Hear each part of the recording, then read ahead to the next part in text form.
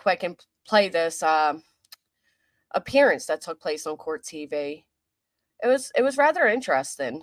I only watched a few seconds of few minutes of it, not seconds. Um, but I didn't watch much of it, and it looks like, oh dang, you can't rewind on Court TV Live? I don't think you can rewind. Oh snap. Well, we may have to wait a little bit because I don't think you can rewind. I was gonna screen record it too, and then I thought, why do that? I can just rewind it back and watch it. But it looks like right now you can't rewind that far back. But it was interesting. It was interesting to see Dog up there with Bruce Castor. I don't know what is going on with all of this. It does seem like they're kind of passing the publicity around. I know Dog made some very bold statements. I know Tony was smart enough to protect himself despite Dog assuring him that his attorney has his back. But boy, it was interesting. It's a shame I can't rewind it. It should be over soon anyway, I suppose, right? So yeah, it only lets you start off where they're at. All right. Whatever. We'll wait a few minutes. They can't be live for very long. So how's everybody doing?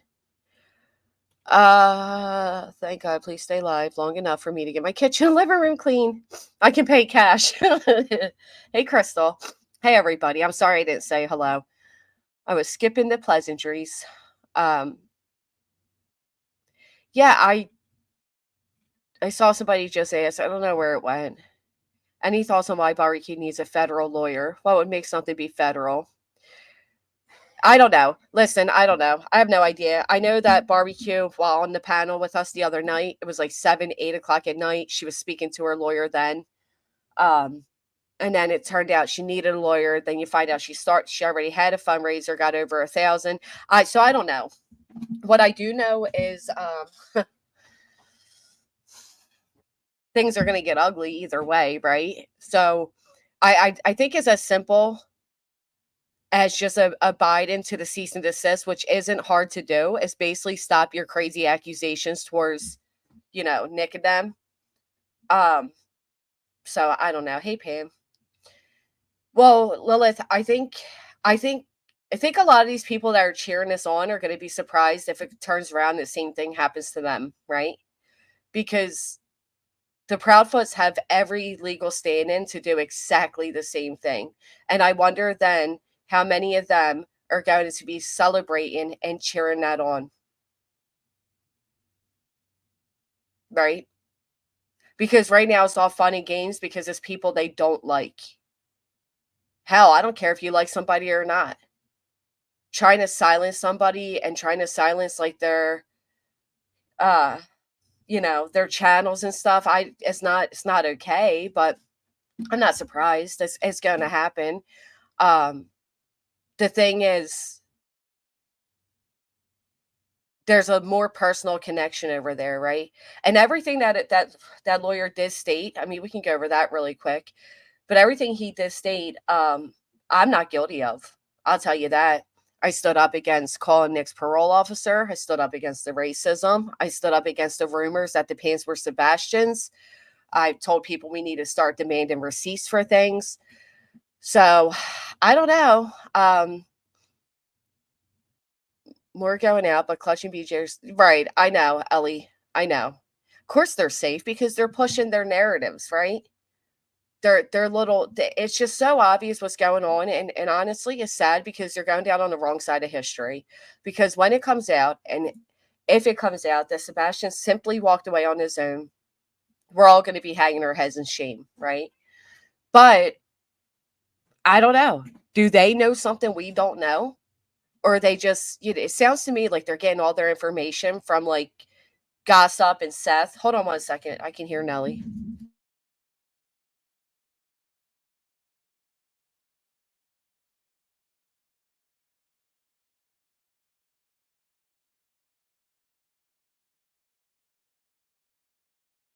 Sorry about that.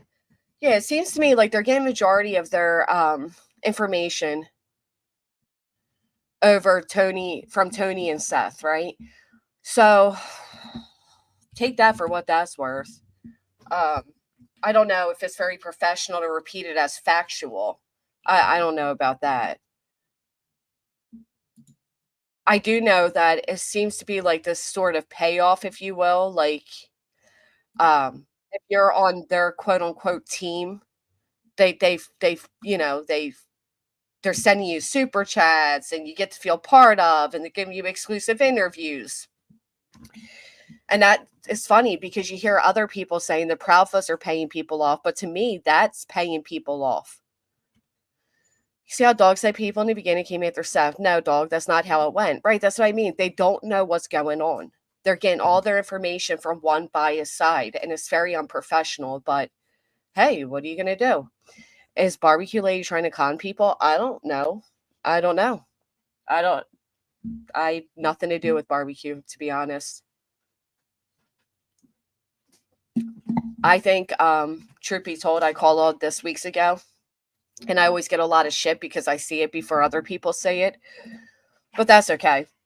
That's okay because it comes to be true. Rewarding people for showing them respect is not. They're not being rewarded for showing respect, Stephanie.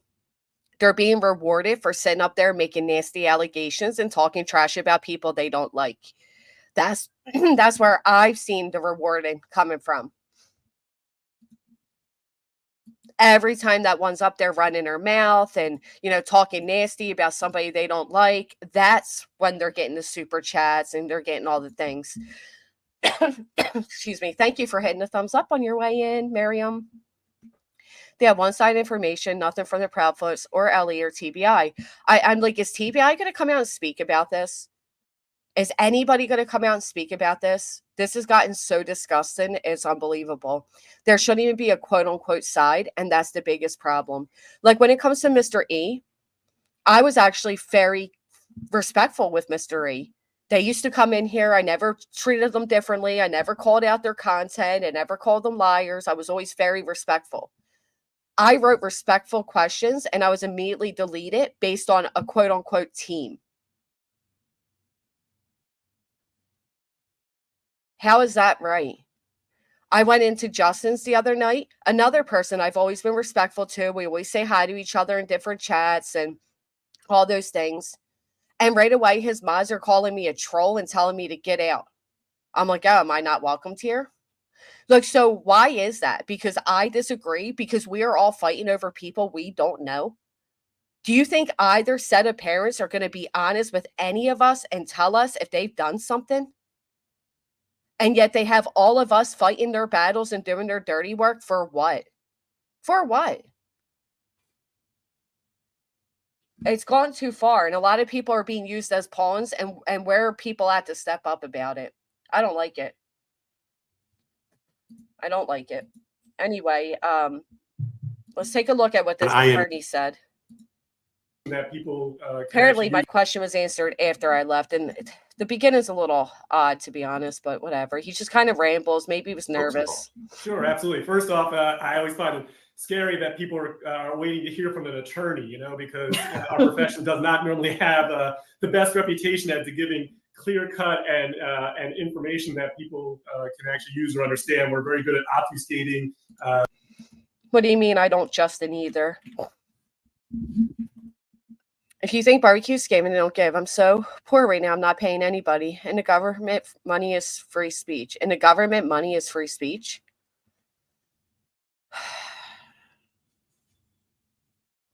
I think if anybody wants to donate, go ahead and donate. I don't think, I don't,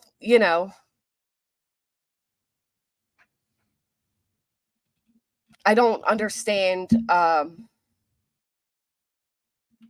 I don't understand what the problem is with just following the cease and desist and making sure it doesn't turn further. Is it a pride thing? Does your pride come before Sebastian Rogers? Is it necessary to have all of this drama involved with this child? That's what I don't understand. Right? I mean, what a cease and desist is a warning towards legal. Now you can say F your warning and you can go ahead and proceed with it. But then we're now going to take more money away that could be toward, I don't, whatever. I mean, it's everybody's personal choices. I don't know. What are you saying, Price Casey, respectfully? I don't know what you're saying. Chris and Kay have come out asking people to stop the drama and focus on Sebastian. Well, and that's fair enough, but it's also fair to say a lot of people are in the position they're in because they believe the Proudfoots, right? Well, see, Proud Fur Mom, I disagree because I feel like that's what they're trying to do, and I think they have a reason for trying to do that. I say just people continue on the way they were, and if you're doing something wrong, you'll find out. But I'm very confident I haven't done anything wrong, so everything that was pretty much mentioned through this guy says on here didn't relate to me. Because this boy's still missing these right, that's what I'm saying. Why, like, when is Dog going to be out there? And then it was funny because he was asked as much. Of course, we have to wait for it to end. But he was asked as much. And it's like, yeah, well, when are you going to Tennessee? Did they speak up then and say that cease and desist said that Dog the Bounty Hunter is afraid of barbecue?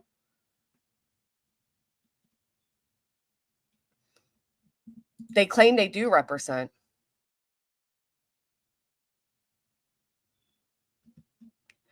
I agree with that. I do wonder why that is happening.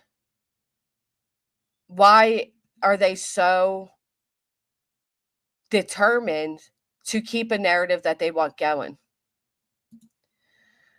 Grant, you always listen to different opinions. Your minds don't delete or block unless it's extreme or repeated. I believe it was Mr. E's deleting. Mr. E seemed much more knowledgeable. He did apologize to me. I see you, Amzin.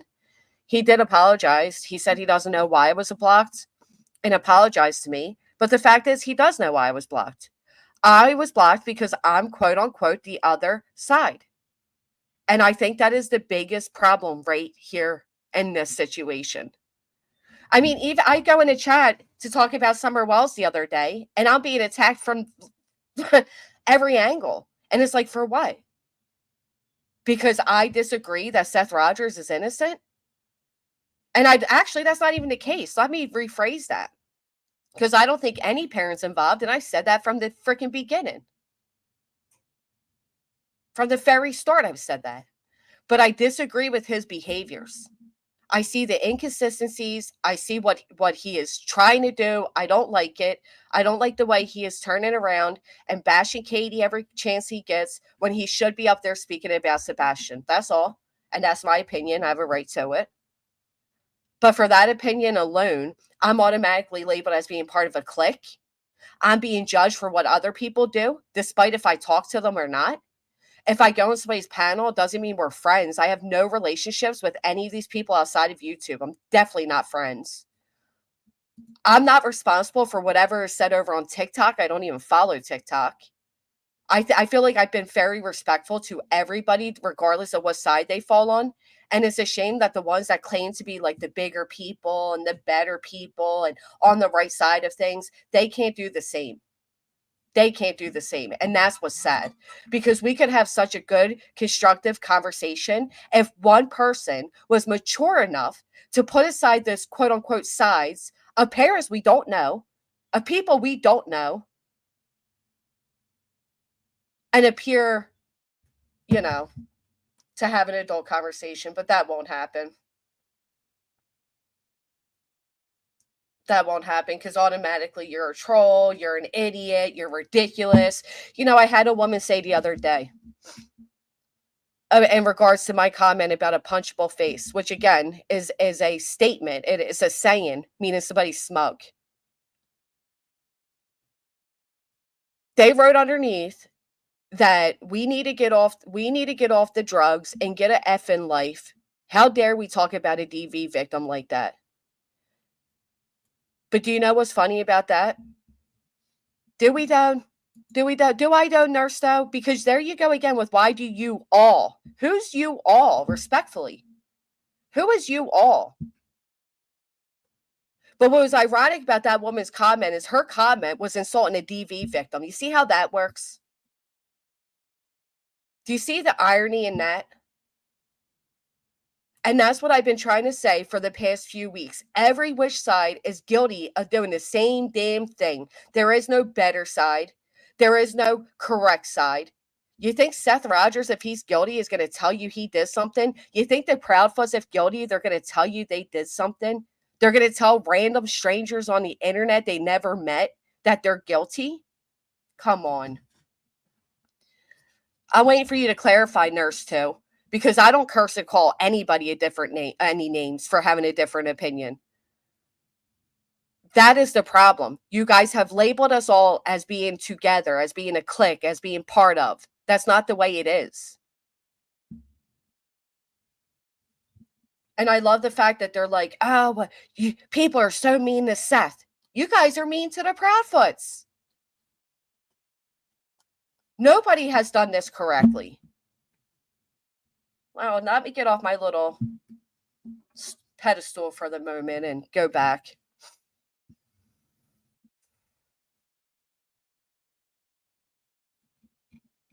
They don't, yeah, what's up with people having tip lines in their own names? I mean, all of it. I believe Doggy's using Nick to rattle cages and insulate liability on his end. You will see them rattle Tony, then Seth. I disagree. I don't think it's anything like that. Oh, please. That's not because of sides. I called out Bullhorn Betty for 3 years now, well before Sebastian Rogers ever disappeared. Let's stop that, too. Betty's not being attacked because she's back in Seth.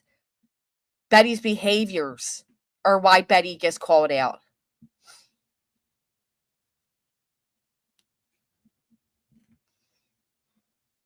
No, you're right. It's not worth it. But it's tiresome that it has to be this us first them mentality. It's not right. Has gotten better. I saw Jill deleting hateful comments the other day. Just leave the name calling and belittling the families out of it. Either share a brain or we are foreign out of planet beings that don't belong. But it's the internet also. I know I'm in the overwhelming minority in this community, but it's the internet. People are going to be schmucks. Yeah, but the thing is, the internet, what you say on the internet affects people in their real lives. And I think a lot of people have gotten used to just being like, well, it's the internet. It's no big deal. You know, it's not. For some people, this is their real life. Right. And that's how I felt, Sean.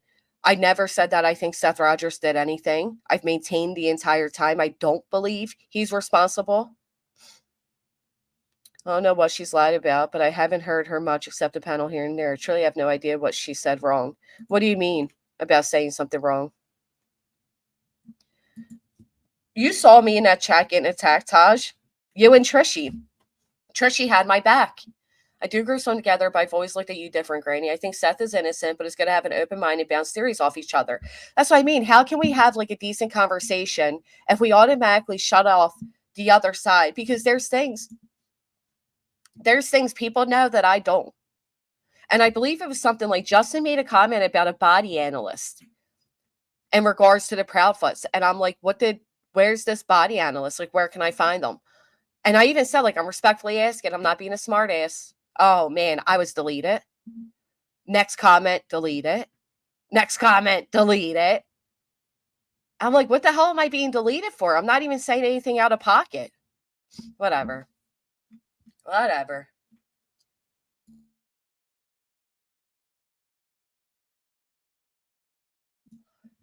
So, a lot of people are in a vacuum and can't see past their face. A lot of people need to go vacuum and take a good look in the mirror at their face. You know? Yeah, I couldn't even well, with your username and your photo, I can understand why you would be blocked. Respectfully, but me, I don't understand it. Honestly, and I think I was blocked, and then then I think one of the mods made him aware I was blocked because they're like, look at your text, and next thing you know, my comment appears and stays, and I'm like, oh, okay. Don't you think one of them have exported BHB's hidden user list and used it? I don't know. The internet is so integral to society at this point. The internet is real life, right?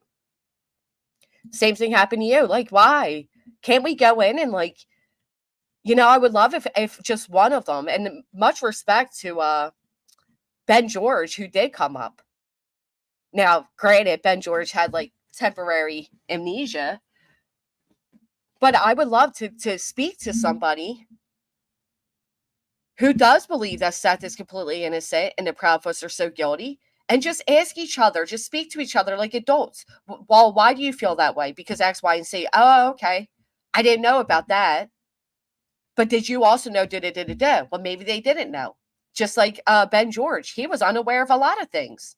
So, my point being, it doesn't have to be this whole stupid side thing. It's so ridiculous. It's like, it's time to cut it out and grow up. I'm not one of the creators that were going over other people's videos and saying you're doing X, Y, and Z wrong. And I wasn't doing any of that. We're over here having our own adult conversations.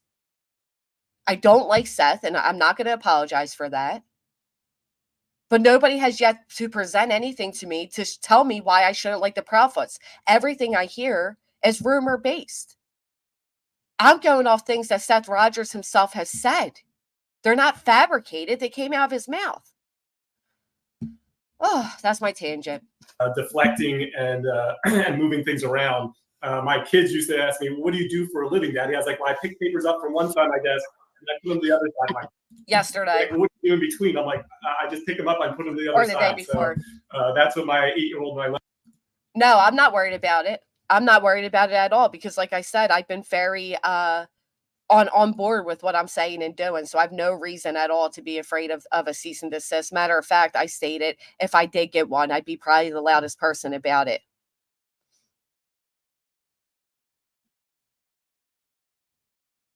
You know what I mean? So no.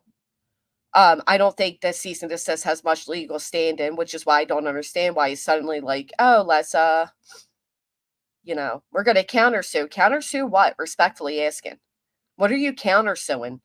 There's no lawsuit. So what are you countersuing? I don't get it.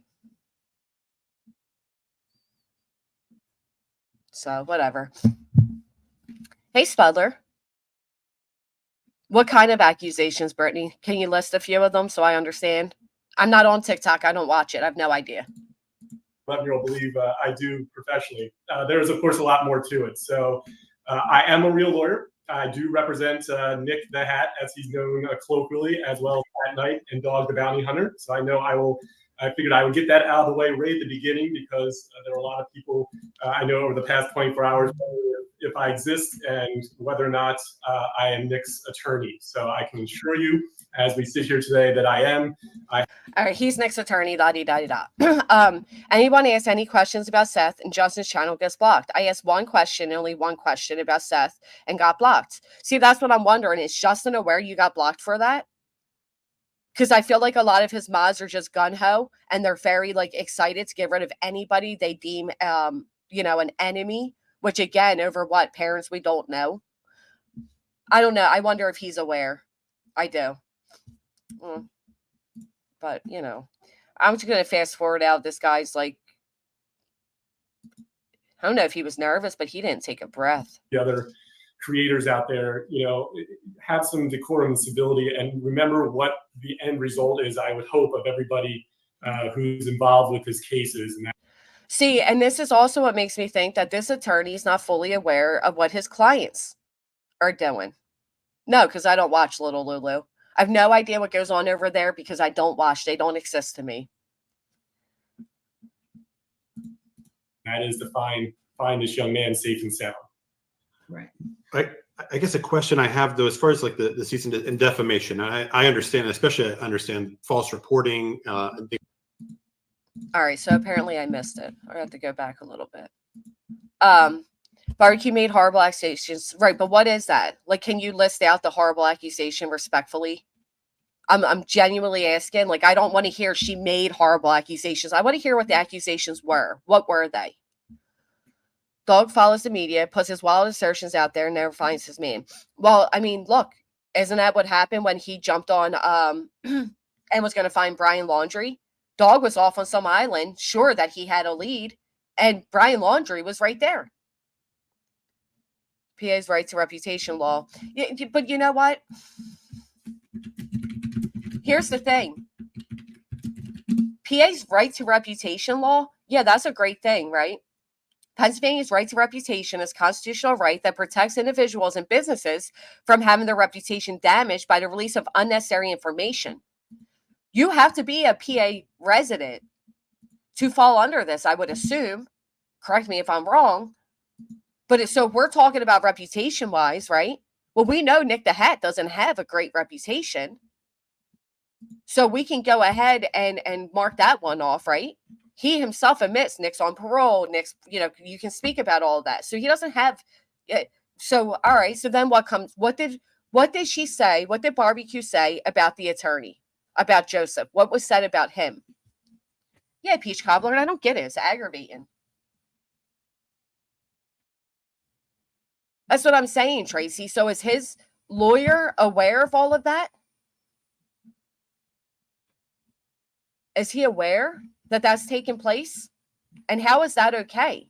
And then you go to argue, how's it okay to do it to the Proudfoots, but they get all up in arms about Seth? Well, because they think the Proudfoots are guilty, right? Well, a lot of people over here feel like Seth's guilty. The right to reputation protects individuals from the public release of information that could damage their reputation, such as arrest records, court records, and mental health records. Well, Nick just released Barbecue's court records. So does that dismiss his legal standing? It's a tit for tat. And this is what's tying up the court systems and also was distracting from Sebastian Rogers.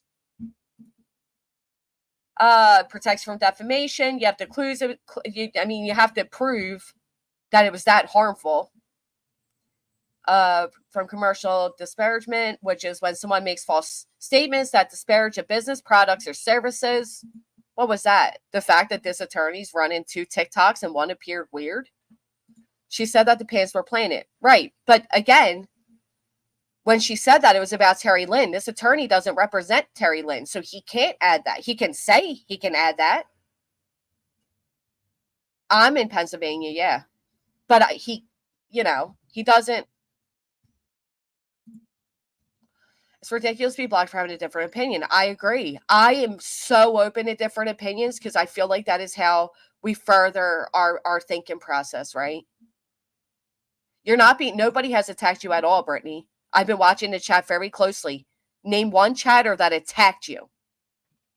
Just one. I'm just looking for one chatter's name. Hey, Ghoulie Ghoul.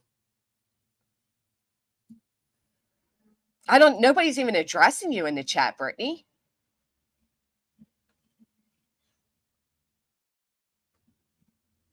You understand they're talking about another Brittany? I feel like I've been going through this with you for 7 months now. You do realize there's another Brittany? Don't get why dog didn't stay neutral. Right, that's what I'm saying. Is the attorney aware of Nick's threats, slanderous comments? He wasn't even aware of the truth serum. Calling what out, Cricket Day? You guys got to be a little more descriptive in what you're saying. And I'm sorry. Thank you so much for the super chat, Cass. I apologize. I'm getting a little distracted. Do you think Sebastian's Dr. Foul player walk away? I feel like he walked away. Wait, what? I feel like he walked away.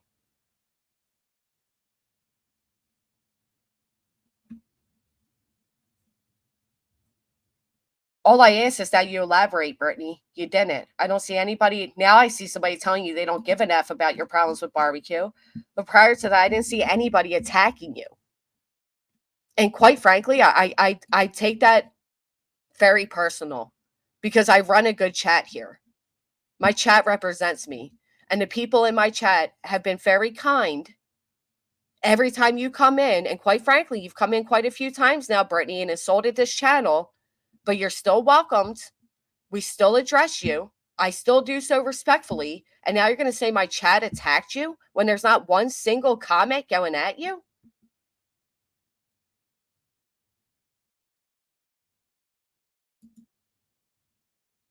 And we run a good chat here, Divine. I don't appreciate that type of shit.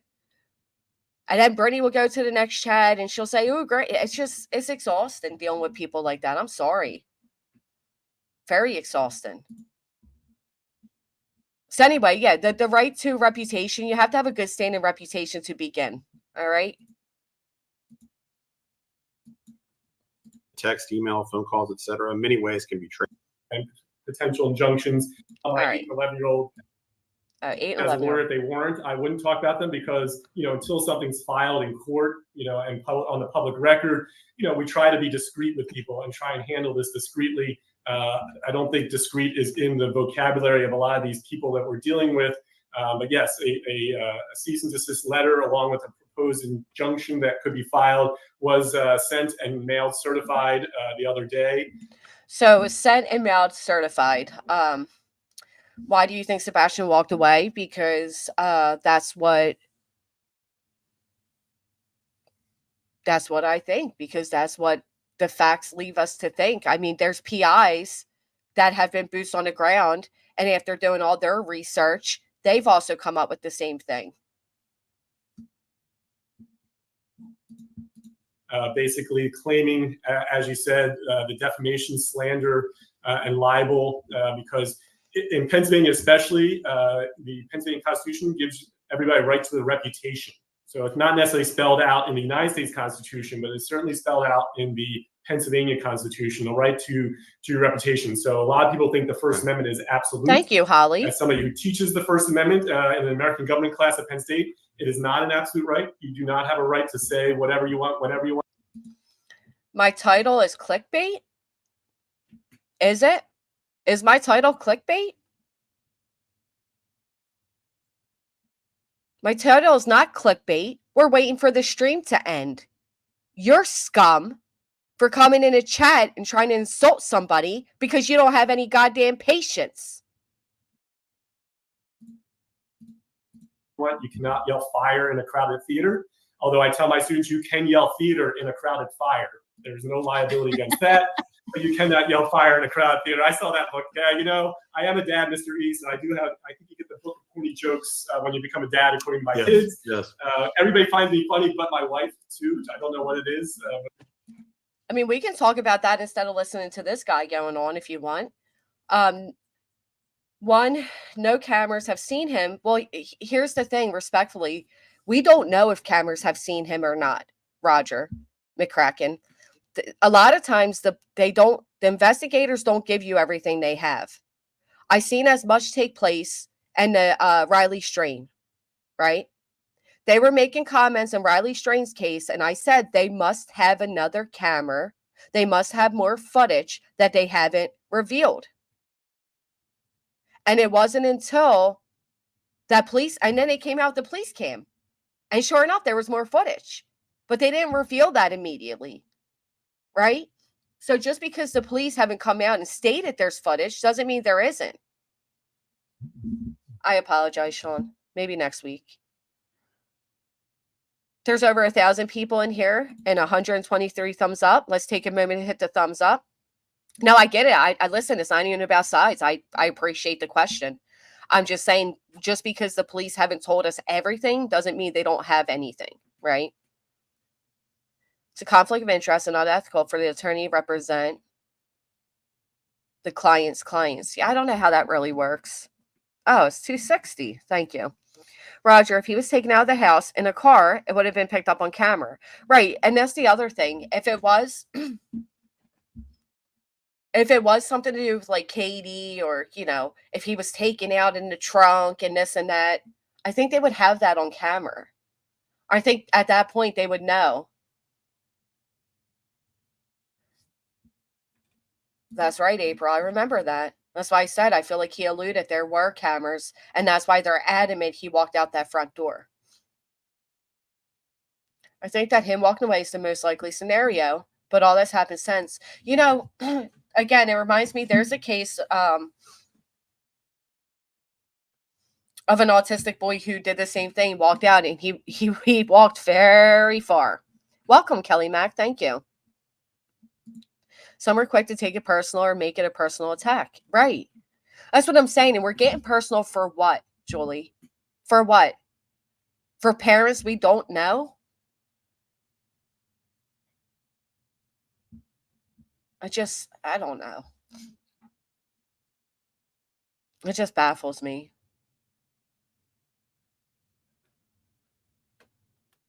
Right. I've always thought they had interior cameras. Me too. And then some creators came out and said they did have them, and they would yell at Sebastian through them. I mean, come on.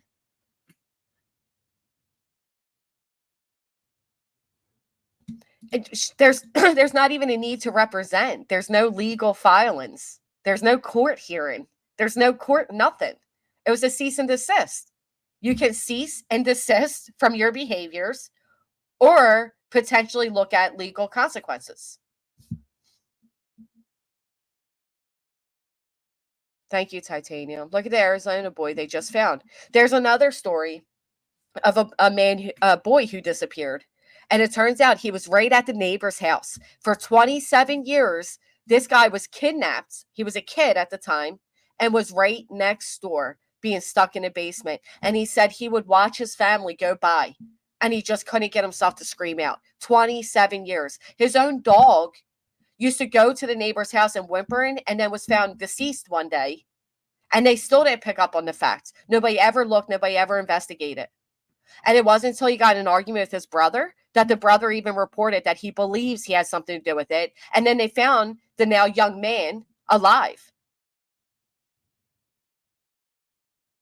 If you guys haven't, please take a minute to hit the thumbs up. You know, it's corny if I was to do a poll that said, have you hit the thumbs up yet? That's corny. But no, I'm going to ask for thumbs up. I don't care if you think that's, you know what's corny? The word corny. Yeah, isn't that horrible? Right next door for 27 years. I mean, there just are situations where you don't know. I actually made a video on it. Give me 1 second. I can show you.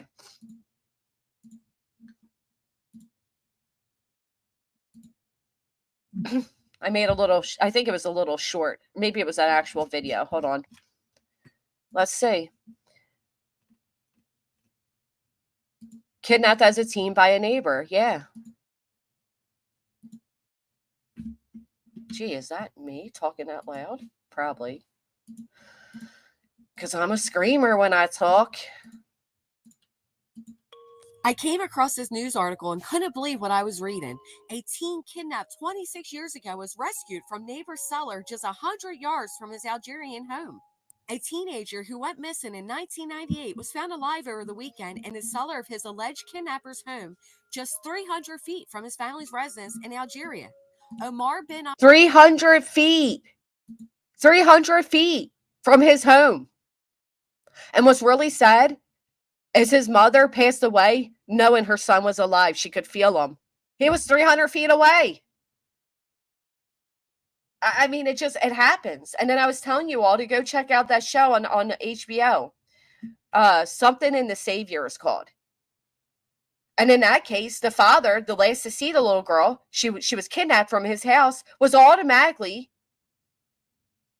deemed guilty because she disappeared from his house.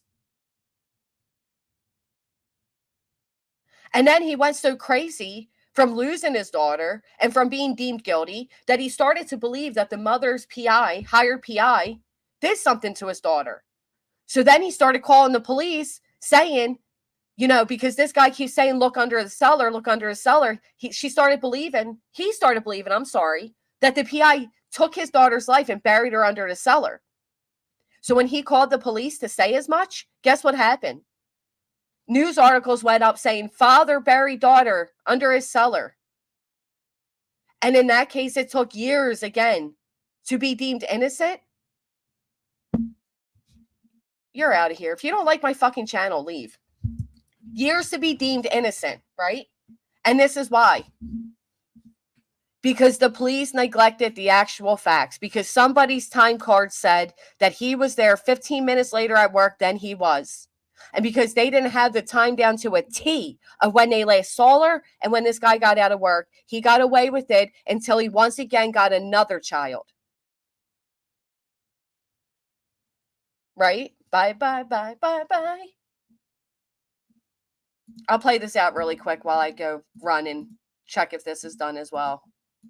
Amran was rescued Sunday from the house of his longtime captor after he went missing on his way to vocational school some 26 years ago.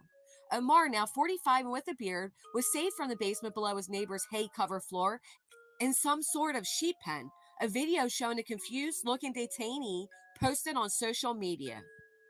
His accused captor, a 61-year-old man who lived alone, was taken into custody. Investigators were reportedly tipped off by the victim's family after the suspect's brother suggested his sibling was involved in a kidnapping in a social media post while the pair were fighting over inheritance. The National Police then reopened the investigation and searched the man's home until it discovered a trapdoor hidden underneath hay on the floor. They found Amar behind the door.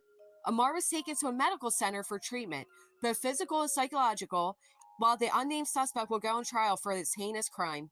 The teen's alleged abductor had also been accused of killing his dog, seen in photos with him the year he went missing. The dog lingered around the suspect's. So basically, things aren't always as simple as they seem, okay? The simple answer isn't always the simple answer. There are times that something strange just happens, or a predator comes by, or you never know. You don't know. But as far as I'm concerned, again, only one, I hate saying it, but quote unquote side is the one that is pointing fingers without a doubt and screaming guilt. I'm not doing that. To Seth Rogers. Go to every, exactly. It was me, Dusty. Barbecue's first question should be, who makes up at night? How is she supposed to know the C&D covers without knowing who makes up at night? Yeah, that's fair. That is fair. Were they very rude? So many people are very rude, and for what?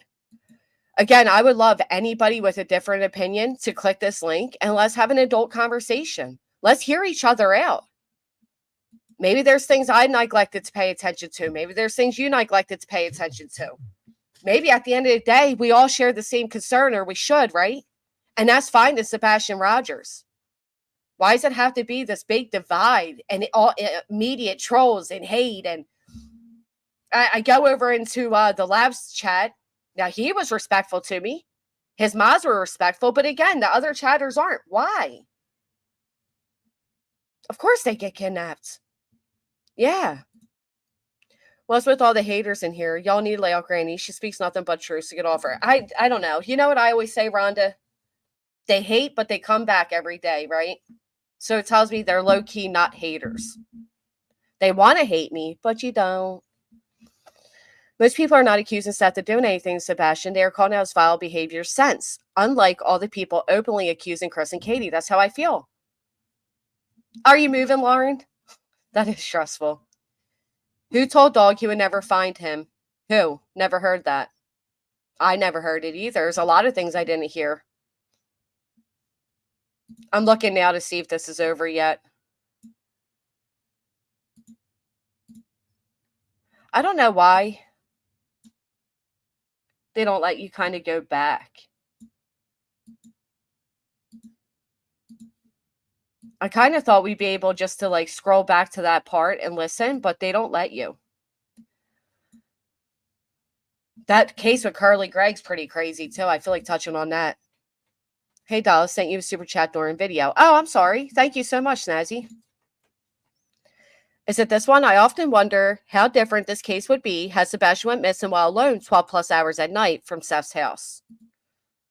I'm sure it'd be a lot different. What I also don't understand is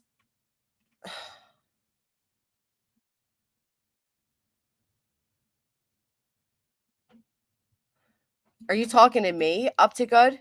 I feel like I'm the only one who's been very respectful of different opinions, so I've been saying the same exact thing. Like, you're not going to convince people to see from your perspective if you automatically call them trolls and haters and the hate channels and stupid. The mob howling for the Proudfoot's blood. What are you compensating for? What are you projecting from your life onto theirs because you're behaving like pigs? I agree. When someone is pointing one way and speaking, the first person I see, the person pointing, right? And why are you distracting? Jill, thank you so much. Oh, I was going to say Up to Good because I've been trying to say the same thing. Look at the bone breaker case. The young boy was abducted by a neighbor, a teen, who had already killed one kid and got away with it until his other victim managed to escape. She must have left. She must have left when I asked her to name at least one commenter that was attacking her, because there just wasn't. Oh, thank you, Up to Good. Thank you, One Eyed Flo. Yeah, I mean, honestly, I'd love to hear from somebody with a different opinion. Let's talk about it. Let's see. These people thinking like somebody was in here the other day saying I'm being paid by the Proudfoots, blah, blah, blah.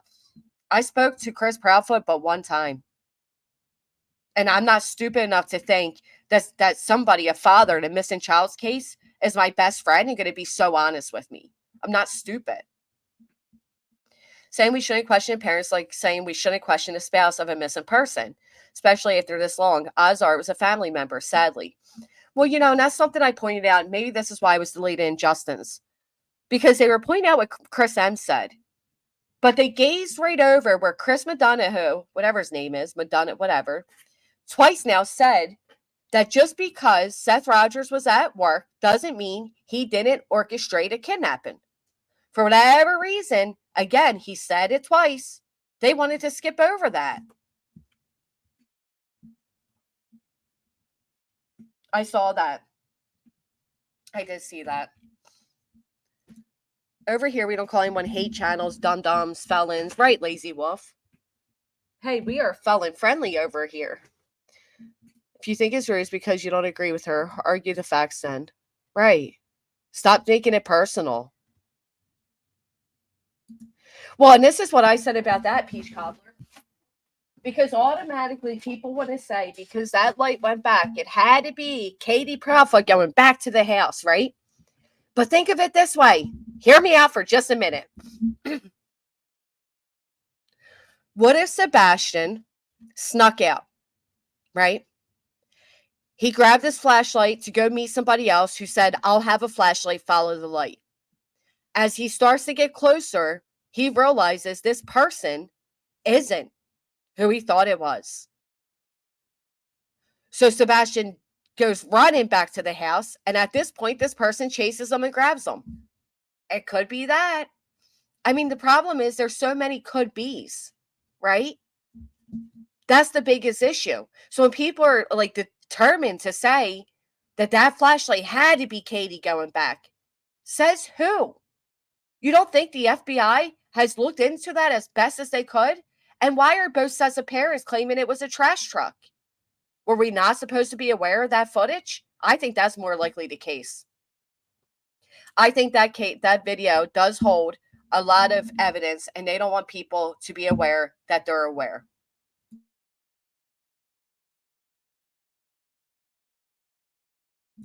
Let me see your statistics. Where'd you get these from? So 67% of missing children under the age of 15, the parents end up being involved. 33% kidnap and abduction runaways. Others wander off and fall in a well or subject weather and wildlife. Where do you find these? No facts like Summer's case. Investigators have said that has nothing to do with the case. The lights have nothing to do with right, but they can lie to us. And I think that they were angry that got out. I don't think we were meant to be aware of that footage. That's just my opinion. I also think the reason they're all pushing this trash truck is because, again, we weren't supposed to be aware of that footage.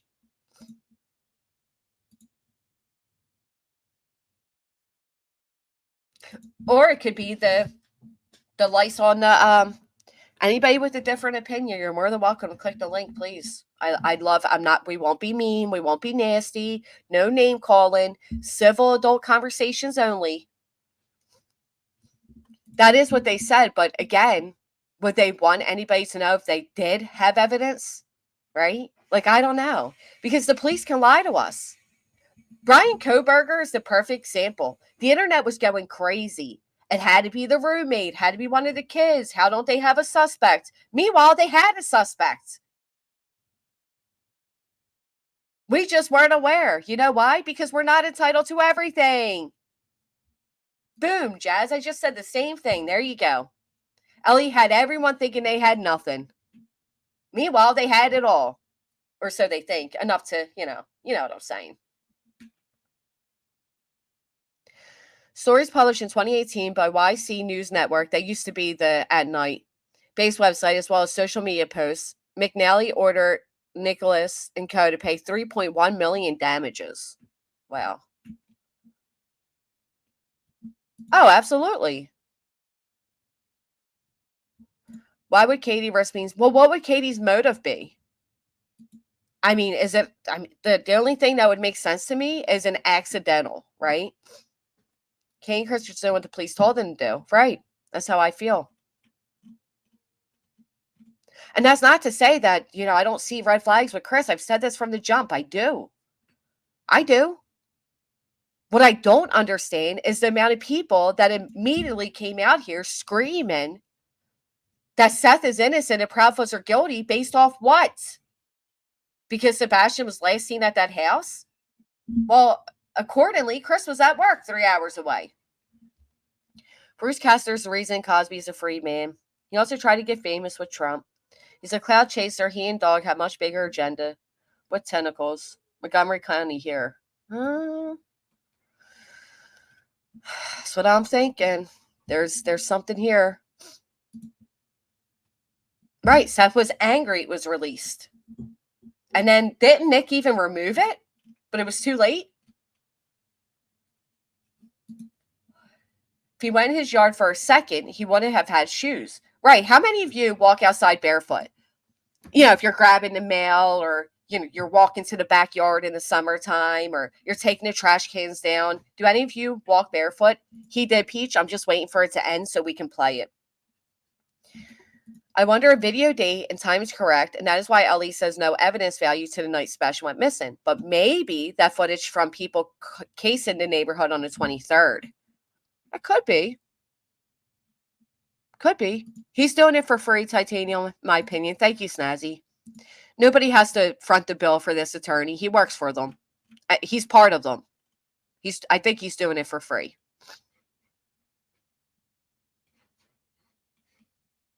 How many times did Dog mention about a show this morning? I did see that. They actually showed it, so. Thank you, Wintu. The sad part is, when this case gets resolved, some people still believe what they want to believe. Yeah, well, there's always people that are too prideful, right? We saw that in Kylie Rodney's case. How many people accused Kylie Riley's case of being unaliving and foul play? And even after her mother came out and said, please stop, there's someone going to still go down that route every now and then because, well, you know, it's easier to do that than admit you've been wrong for months. Yep, Elizabeth Smart. Seems strange Tony couldn't answer Dogs. Well, I think Tony knew better. That's why I said I think these guys are agitators. And it just makes me wonder, have any of them even spoken to the Proudfoots? I mean, they're talking about custody case and this and that. They don't even have the basics correct. It just drives me nuts. That's a good question. You know what? While I have you all here and we're waiting for that to end, I do apologize again that that was my intent to play that, but for whatever reason, it's not letting me rewind it. So we'll get back to it as soon as we can, but I do want to show you guys something, if you don't mind. I found this to be one of the better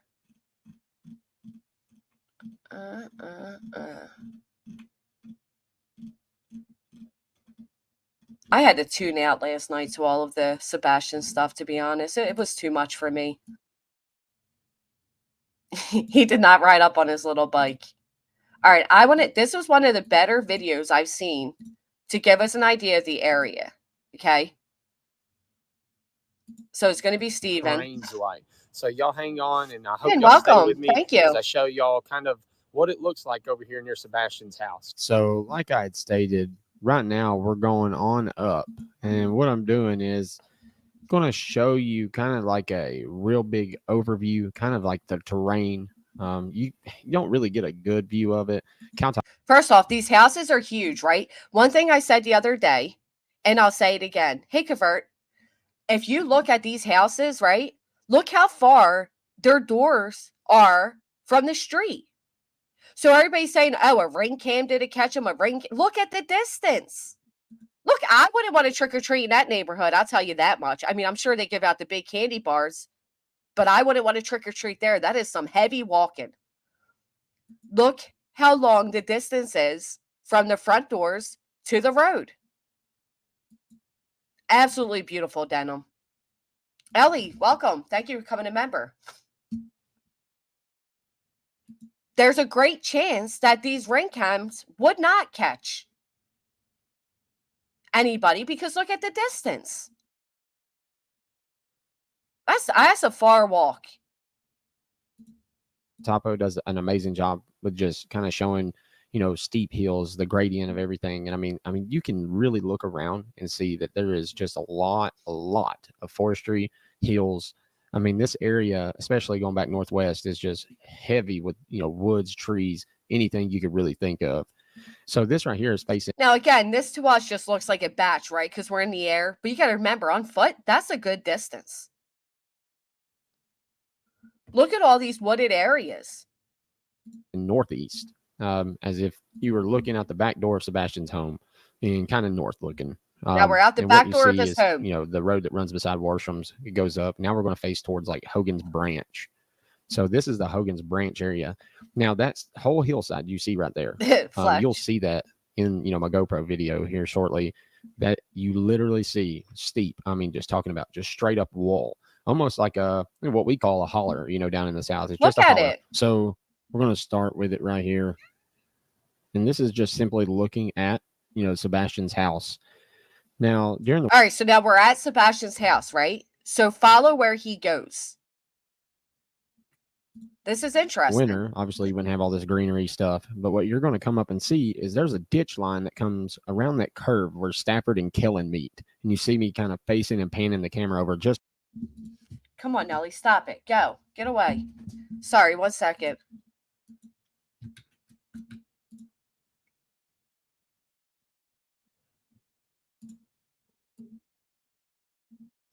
I didn't know that he went on hers. All right, let's hear it. Drake Rogers case, and today on Court TV, how was she able to get it, but I can't rewind it? As we go into this, accompanied by his attorney, Bruce Castor. Good. All right, Betty's. I don't know why I wasn't able to return it. A lot. You're going to want to listen. And he's also accompanied by his attorney, Bruce Castor. Good morning to you both. Doug, I want to begin with you. Notice he's represented by his attorney, Bruce Castor. Now, people are like, because I made a community post, they're like, oh, well, you can have 2 attorneys. Yeah, sure, of course you can. No doubt about it. But you don't find it odd that another one's now being introduced? Again, this time of year, I'm just saying. Please. When you think about, you know, all of the things that could have happened with Sebastian, I want to ask you, based on all of the facts and information that you know, what is your theory, the theory of the case that you have, and what is helping you in aiding in your pursuit of him? Well, 2 questions. The theory is, you know. Yes, Bruce Castor is is from PA. He was involved in the whole Bill Cosby situation, everything. He used to be the attorney general. Oh, my theory, the only theory that I have is he's missing. Whether he's still alive or not. That's okay, Squish. It just says very mean. You know, I thought in the beginning that he might be alive, and the more tips we have, the more people, the more things we're figuring out, he might not be alive. So, you know, it's not my theory of how I find people. Sometimes it's completely different than what I think. And the way we find him and help is someone, you know, we know there's 2 people that were involved in his disappearance, but someone else has to know. And $100,000 reward that's been put up is, you know, $1/10,000,000. Did you hear what he just said? 2 people that were involved in his disappearance. There are 2 people that were involved in his disappearance. That's what he's saying. Now, here's my question. Does he know more than us, or is he just spouting? I know Nellie's getting on my nerves. She does it. She's like a kid, like knowing when I'm on the phone type of thing. What do you guys think? Put a 1 if you think he knows more than us, or put a 2 if you think he's just spouting rumors. But someone else has to know. And $100,000 reward that's been put up is, you know, $1/10,000,000. That's a lot of money. So we're waiting on we have 833 Tail Dog. My partner, Nick the Hat, has got his number out there. We're waiting for someone to call in on the. Look, Dog's tip line. How many tip lines are we going to have in this case? You do one eye flow? That's interesting. I'm considering. I'm with you, Flower Nine. I'm thinking. But how many tip lines are we going to have? And why aren't we pushing the official tip line? Come on, let's do better. The tip line and give us a real live tip. Doug, would you give us an update, please, on any good information that's come in so far? Has anything you've received in the way of tips been at all viable? Well, my lawyer's giving me stink eye. I better watch my mouth. He said his lawyer's getting him stink eye. I don't say come in so far. Has anything you've received in the way of tips been at all viable? Well, my lawyer's giving me stink eye. I better watch my mouth because, you know, allegedly. Did his lawyer give him a stink eye? It looks like his eyes didn't change. I think if there was a time to give a stink eye, it would have been when he said he knows there's two people involved, right? That's the word. Allegedly. Sure. Allegedly, it was people need to read the facts. How'd the boy get out the back? How come no one did anything? Why was the step? How'd the boy get out the back? How'd the boy get out the back? Now, we've always heard that he went out the front door, to the point where some of us assumed they must have inside cameras because it was so adamantly stated. And then the question of cameras was, no comment. But he's saying, how'd he get out the back door? The facts. How'd the boy get out the back? How come no one did? I would love to hear Dog say the boy's name. Honestly, I would. Because I don't think he knows. Anything. Why was the stepfather threatening people that were out looking for the boy? Volunteers were. And there it is. Why would the father be threatening people that are out looking for the boy? I don't think he knows the name, Sebastian. I mean, he didn't know Seth's name. But is there proof? Again, is there proof that Chris Proudfoot was threatening people that maybe we're just unaware of? Is there proof? Or again, is he just repeating rumors? I don't know. Out there and he was threatening them. Is there a family tie between either side of the family, between sexual perversion really bad? I mean, is there a tie between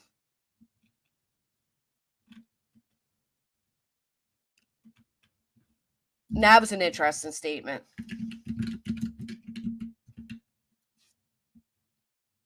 That's an interesting statement. A perversion in which a person receives sexual gratification from seeing the genitalia of others or witnessing others' sexual behavior. Hey, Southern, why was that stated? Now, this is where I'm going to get annoyed and likely in trouble, because I have stated, and I have been crucified for stating, that there has been a sexual undertone and throughout the entirety of this case. Are those same people you're now going to go after Dog?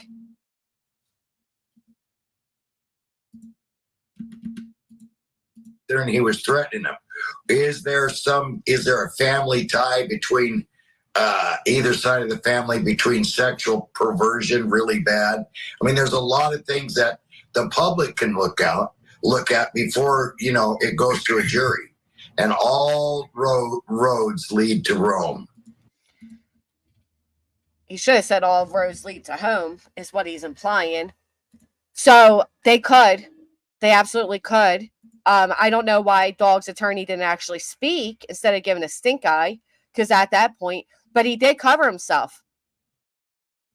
He did cover himself because he said, does either side, either family. So he didn't put that towards the Proudfoots. He put it towards both sides. Now, I do wonder, how much is Dog aware of? Hell, how much is Nick and Hong aware of? They all came on this almost 7 months late. How much are they fully aware of? Sexual perversion's really bad.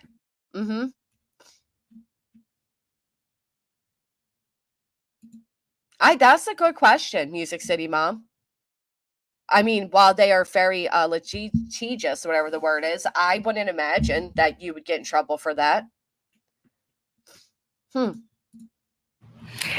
Doug, tell us about the roads that you've been walking along in your search. Would you kind of bring us into your world? Yeah, tell us about the roads you have not walked in Tennessee during your search. He has not entered Tennessee. I wonder if at this point Dog's going to pipe up and say, well, we just sent out a cease and desist because I'm afraid of a woman named Barbecue. What have you been doing on the ground there? Tell us a little bit about how your searching process goes, if you would, please. Well, we don't have a crystal ball. I'm follow the words of Jesus. So, I can't look and say, Jesus, where is he? So the only roads to Rome are people that call in and leave tips. Someone else knows what happened. Absolutely. In a 10-year career, I've captured, or a 48-year career, I've captured more than 10,000 fugitives. And this is not my first rodeo looking for a lost child. We've been 100% successful in that. And the reason why is people need. He's been 100% successful in looking for lost children.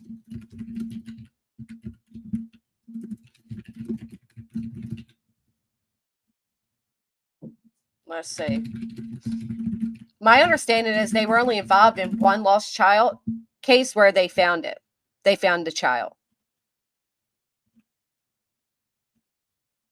Yeah, actually, if you type in how many, let's say, missing children, the only thing that comes up is his own children. Now, Dog's son found a missing child. So I don't know where I don't know where that comes from. To call in and to tell us what's going on.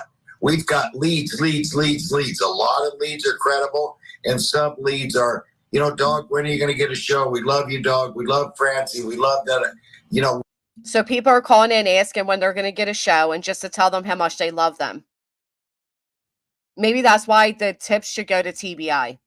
Boys are victims of SA often too, not as often as girls, I think, but it's still not the first thing I jump to. Well, Michelle, to be fair, we do know because of Seth Rogers that Sebastian was a victim. But I'm not going to even get myself in trouble again for this and going down this road. But I think it is important that people open up and host the adult conversations, at least in your own head, or call a friend, because I'm not going to get in it again. He could be. Or he could be talking about Seth. Because we do know.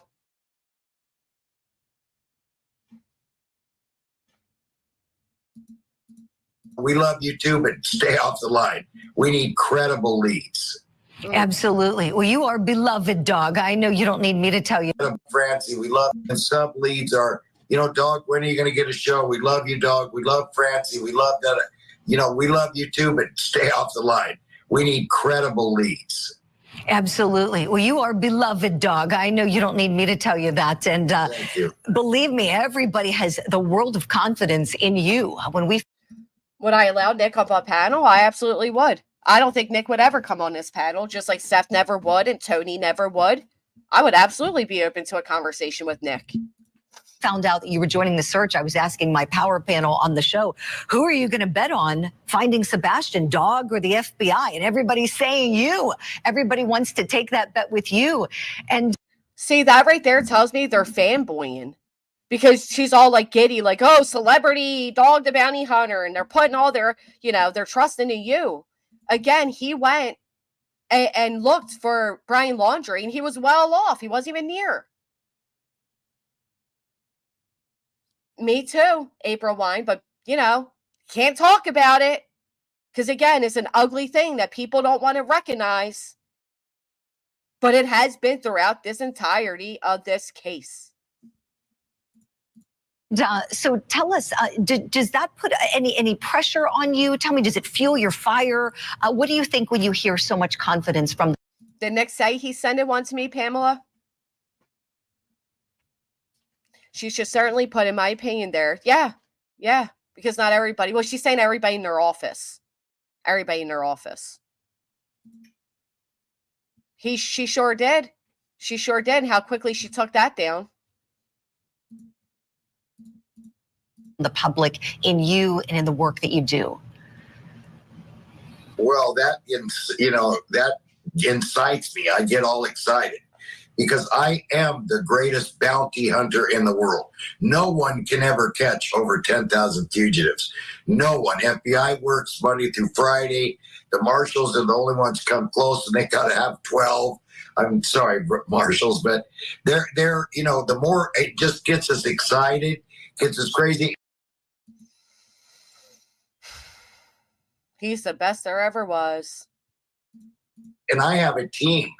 My Francie helps me. Many people help me. Nick the Hat, my team, and then I have one of the greatest. Respectfully asking, and this is where I would ask, how does Nick help you when he's on parole and can't leave PA?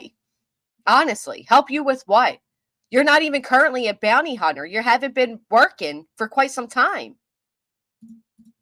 Lawyers in the world for this particular subject. I mean, this guy is like you're a member. It's just incredible. So anywhere you go, you must have a good lawyer in this business. So please, let's pass this on to him. Please give my lawyer some airtime. It's political season. Pass this on to him. Come on, Bruce Castor. Isn't that the truth? Well, and Bruce, I'm not just saying this. I said to Dog when we were doing his mic check right before the show, what a fine lawyer he has in you. So I know legally he's in great hands. Bruce, anything that you would like to add? I know you're here primarily to accompany Dog with this appearance. Is there anything that you think that's important to note with respect to the search and Dog's involvement in leading the charge to help Seth Rogers find Sebastian? KNS, there was a CPS call to Seth Rogers' house on that date. Allegedly, from what I've been told and what I've heard, that is what SF was referencing. Of course, we can't see it. Well, as a more than 3-decade law enforcement official myself in Pennsylvania, a former district attorney and former attorney general, I know what the local authorities must be feeling and the frustration they must be feeling. And I know from my own experience that sometimes you need to rely on people like Dog, experts that are willing to give their time and energy to come and assist law enforcement in doing their job. If he's going to assist law enforcement, why would he basically say he does better then?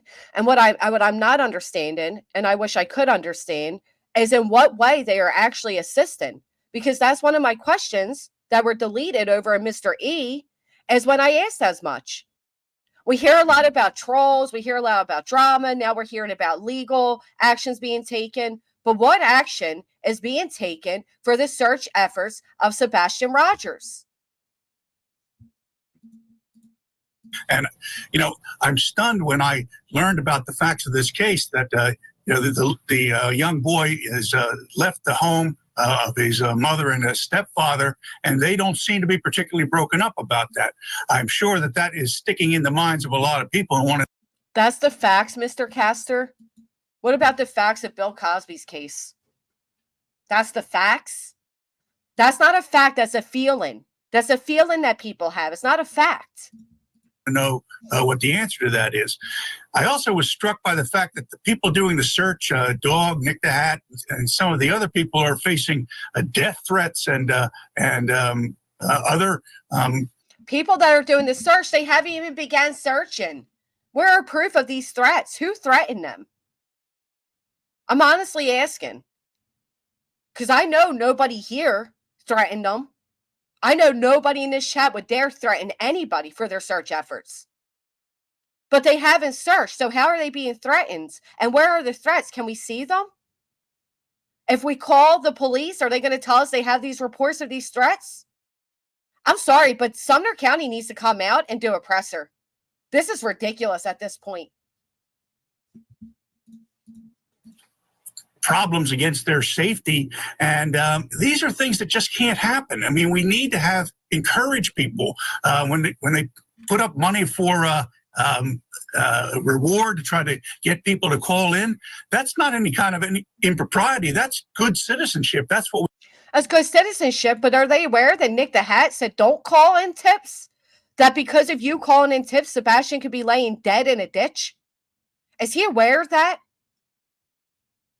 Because I'm the one that said no tip is too small, and if you believe you have a genuine tip, call.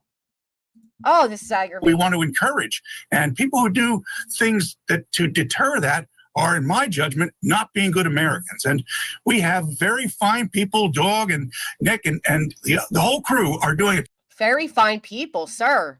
Your one very fine person was just released from jail and is now on parole. That's a very fine person? Is that salt of the earth? Isn't that what Tony called Nina? Another person who's recently paroled? Salt of the earth? This is too much. A tremendous job. And from where I sit, if it gets any worse, I'm going to recommend job. Very fine people, Dog and Nick and the whole crew are doing a tremendous job. And they're doing a tremendous job at what? Agitating people on the internet? What tremendous job are they doing? Making baseless accusations by listening to drama? Do any of these people listen? Are they fully aware of what's taking place here? Or are they just getting little snippets from their little team?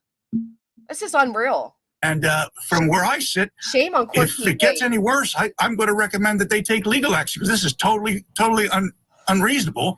And law enforcement. If it gets any worse, I'm going to recommend that they take legal action. They already took legal action. Are you not even aware of that? Are they not aware of that? How close is this team? Enforcement and the community working together will solve this crime. Right. Oh, amen. Bruce, I am with you 100%.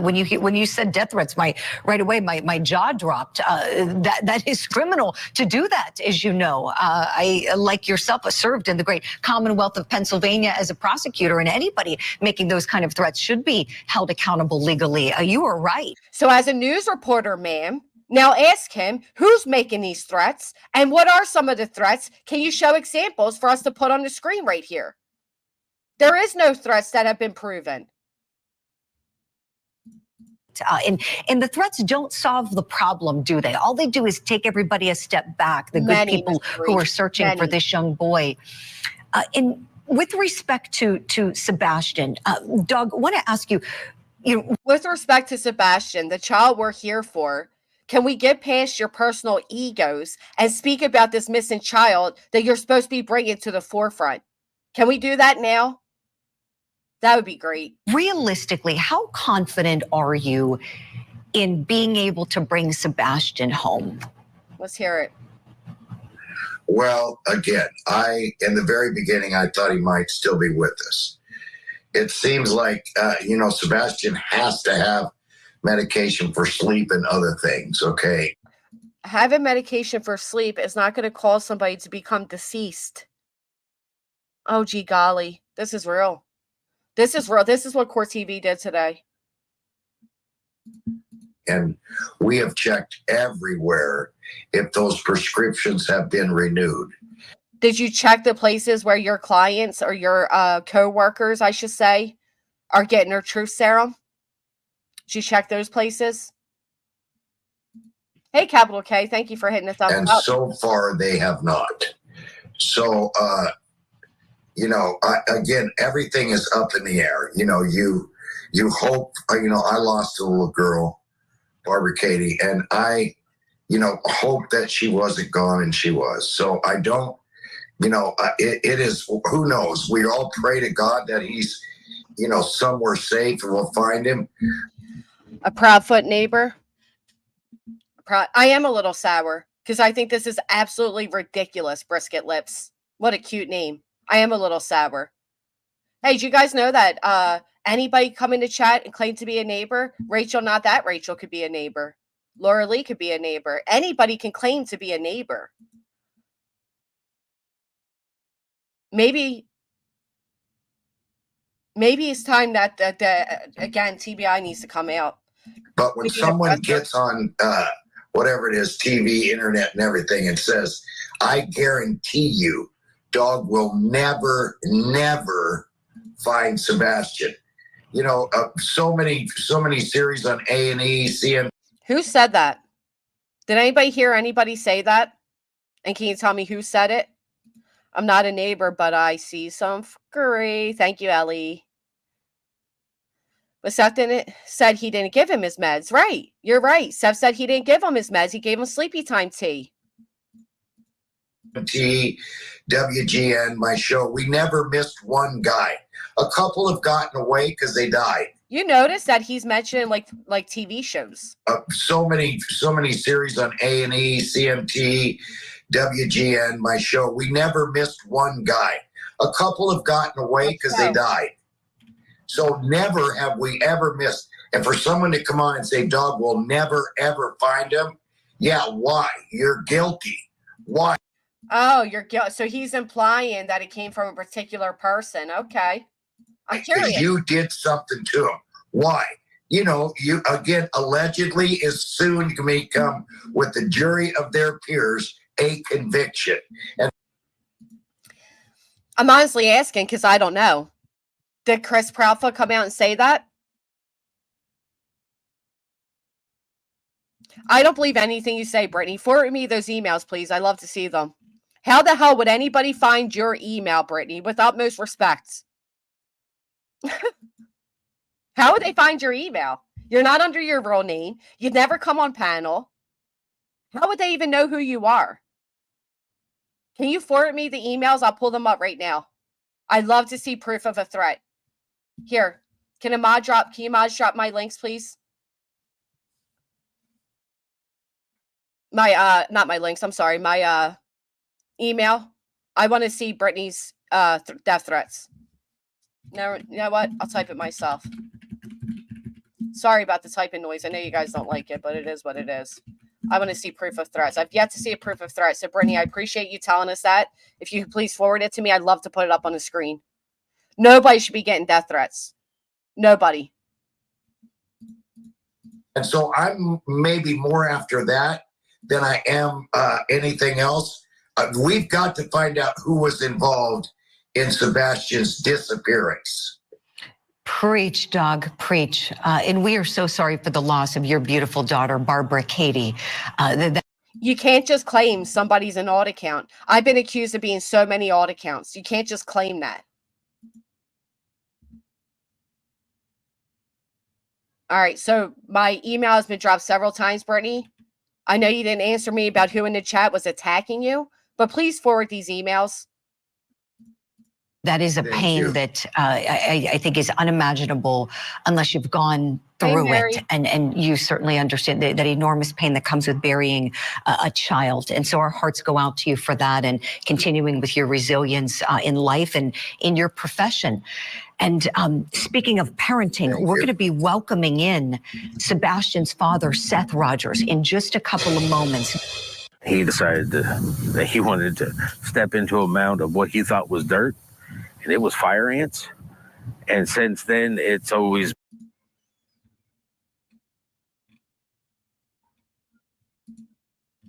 It's not for having your own opinion. I'm so tired of you deflecting. I just said you're not under your real name. So how did anybody find your email? Is this your excuse now for not forwarding the email? Because people have a different opinion? You've been in my chat for 7 months, Brittany. When were you ever attacked for your different opinion? It's an excuse for why you're not going to send an email, because guess what? I'm not a fucking idiot either. Been here, done this. Oh, yeah, Brittany, come up with every excuse you want for why you're openly involving yourself in an open investigation under a fucking alt account and claiming threats. Whatever excuse you need for why you're not going to forward them because they don't exist. Nobody's stupid here. Nobody. Miss Blue, thank you so much for becoming a member. It is, Kodo. It's the same Brittany. It's been the Brittany who's been doing this the entire time since the moment we started covering this case. Same song and dance, always coming in because she knows more, she's better than everybody else is wrong, but now we're all attacking her over her opinion. If I was attacking you over your opinion, you would have been blocked 6 months ago, sweetheart. We've been very welcoming to you, but what you're not going to do is sit here and continue to want the attention on you and then turn around and say, don't look at me. You're in here saying you received death threats. I simply ask that you forward them, and of course you come up for excuse for why you won't. So now I'll call Sumner County and I'll ask them if there has been any reported death threats against a neighbor. Doesn't like to get his feet in the dirt. He likes to have his socks and shoes on.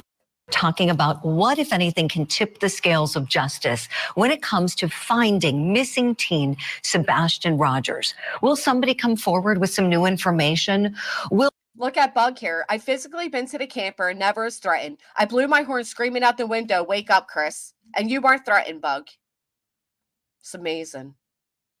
It's really amazing. Thank you for sharing that. Dog the bounty hunter and his crew find some important clues. Still with me, Dwayne Chapman, aka Dog the bounty hunter. Want to welcome in also Seth Rogers' attorney, Tony Mathis, and we're working on getting Seth Rogers reconnected. Full disclosure, my friends, this is a world of live TV. We had Seth with us a moment ago and his signal dropped out, so we're going to be welcoming Seth in as soon as we can. Dog, let's kind of pick up where we left off in the last segment. You and your attorney.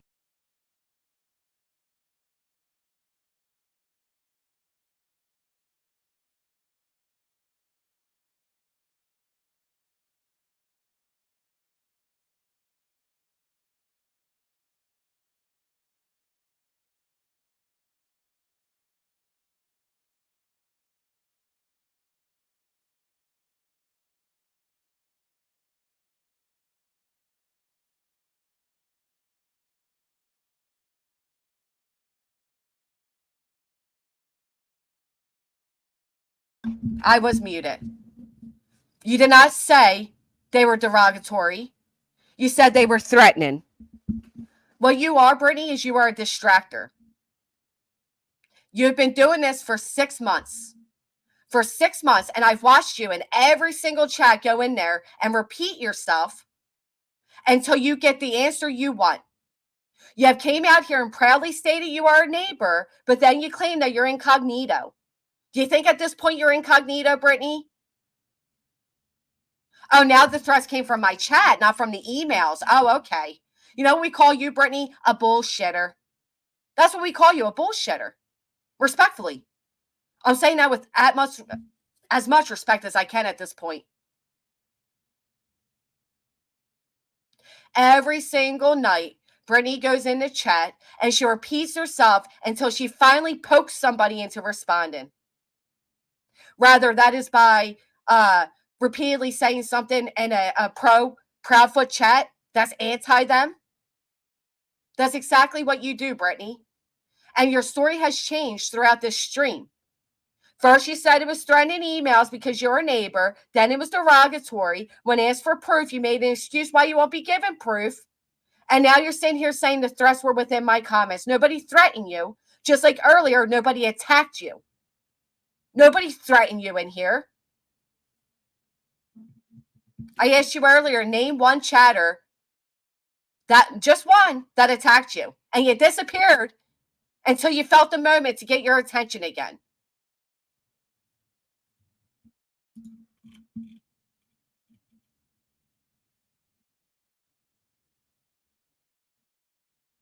It's not because you see both sides, Brittany. It's because you're a bullshitter.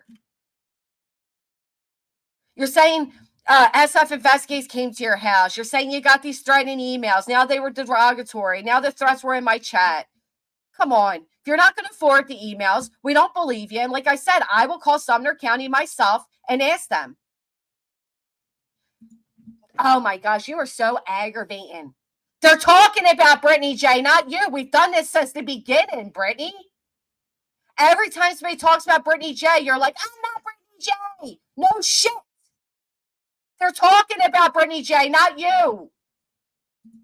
Ugh, you're annoying. Bruce Castor, we're sharing how with the tip line, there are also some death threats that are coming in. And so we wanted to kind of clarify that, please. Are they coming in on the tip line, or are these death threats coming in other forms?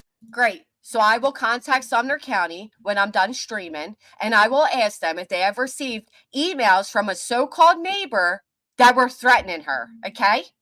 And we'll do it that way, since you're not willing to forward them for whatever odd reason, likely because they don't exist. Fuck, man.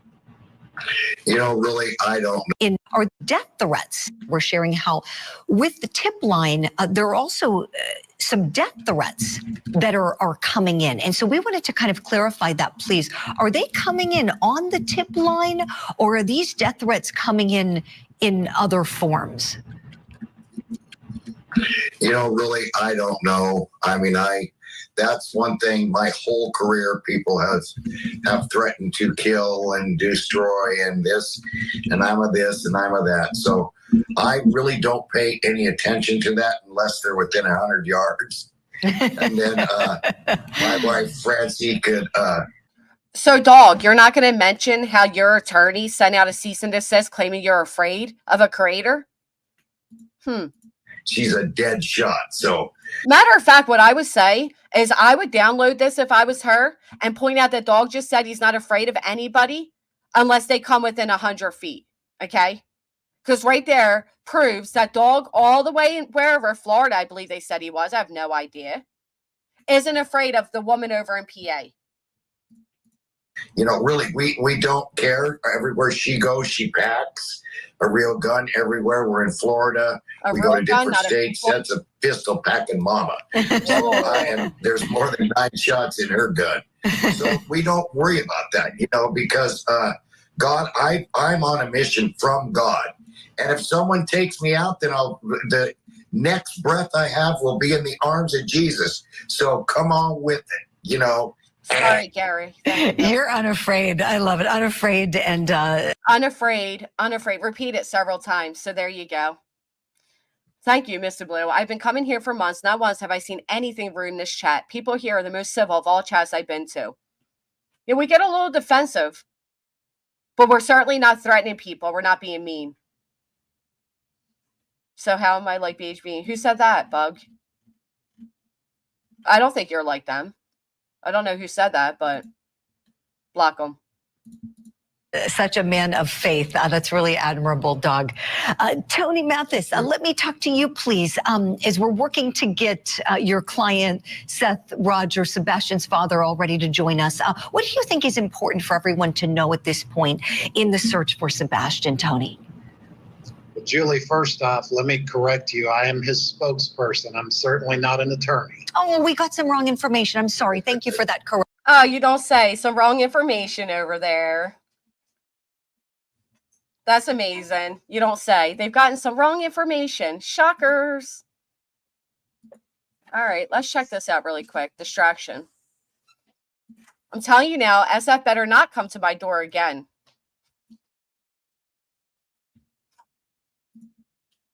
I spoke to someone on Dog and Nick's team this morning to give them some info. They have agents in Tennessee right now. They will serve SF in person.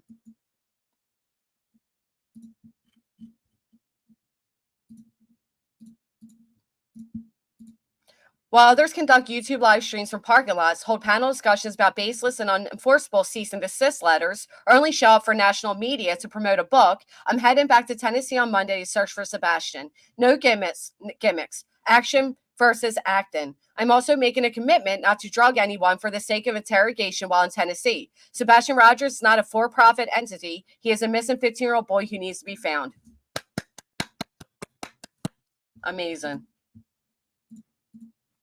It's about time somebody sees. So Brittany's claiming that SF went to her house along with these threatening emails. Surely there's police reports on this. Correction. Dog, I hope you're doing okay today, brother. So we, yes, sir, brother. We think that what's important right now is we're finally starting to get an enormous amount of horsepower in this case. Yeah, horsepower. You mean horse shit in this case, Tony? Again, I put this out to the creators, Justin For All, Josh from the lab, and even you, B to the J. Hey, Jason, have a great day. I pose this question to all of you.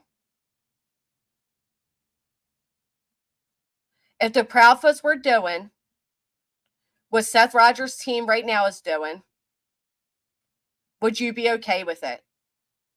If a cease and desist landed on all of your feet for the baseless accusations you have made, because again, we are all guilty. We're all guilty. Would you all be celebrating it then? I am genuinely asking.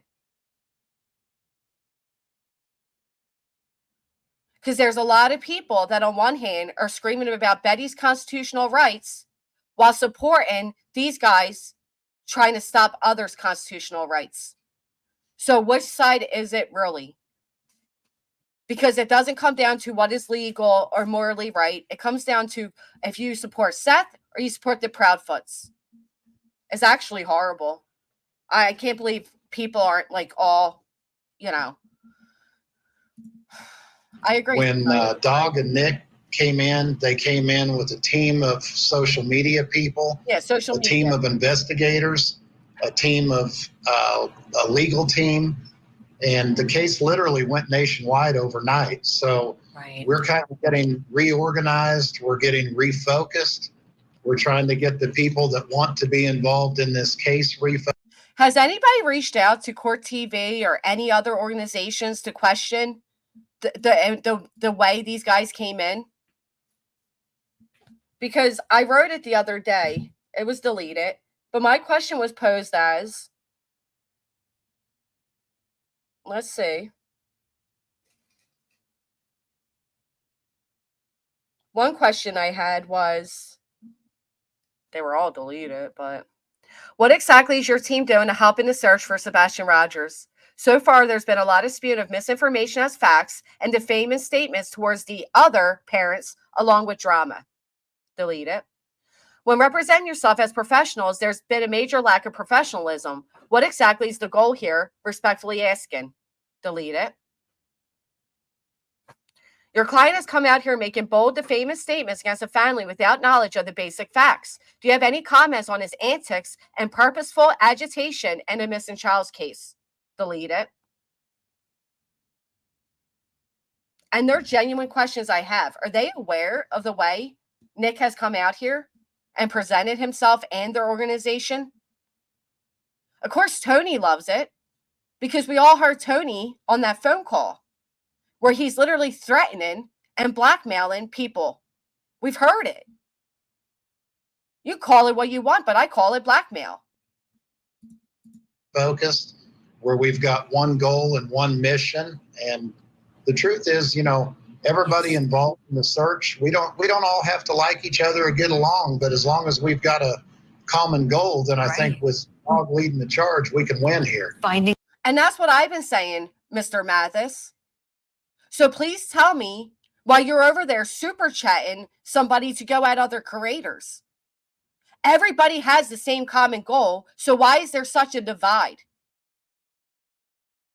Because you don't like our opinions, and for whatever reason, the public's perception means more to Seth Rogers than the actual search for Sebastian, in my opinion, or he wouldn't have sent out cease and desist to actual people that were booed on the ground in Tennessee searching, to people that were credentialed, and most importantly, a second round to those of us who were speaking about Sebastian. Sebastian, exactly, Tony. And we have Seth. May I interrupt real quick? Go ahead, Doug. May I interrupt? So, brother, let's get down to the real nitty gritty and let's don't do the blame game. But who do you guys think was responsible for Sebastian's disappearance? Everybody was. Let's not do the blame game, but let's go ahead and blame somebody. Come on. Blaming it on his father in the beginning. Everybody thought. Nobody was blaming it on Seth in the beginning. Everybody was blaming the Proudfoots. This guy doesn't even know what he's saying. He wasn't at work. He wasn't a real sheriff. Blah. Oh, that's all that now has been proven. So what would you guys say without getting, sued? My lawyer will take care of you. I don't think that's a conflict of interest, but. You don't think it's a conflict of interest? I would beg to differ. You won't get sued. My attorney will take care of you. And she giggles. You think that's funny? You think any of this is funny? We have just a couple seconds left. Just cautioning you. Yeah, quick. Yeah, now she's trying to say, yeah, this isn't a good question. We have a couple seconds left. Let's knock it off. Tony. Okay. This is ridiculous. So unprofessional. We're not going to make a statement on that. Okay. And wow, Tony. This is the first time, sir. I'm acknowledging you as respectful.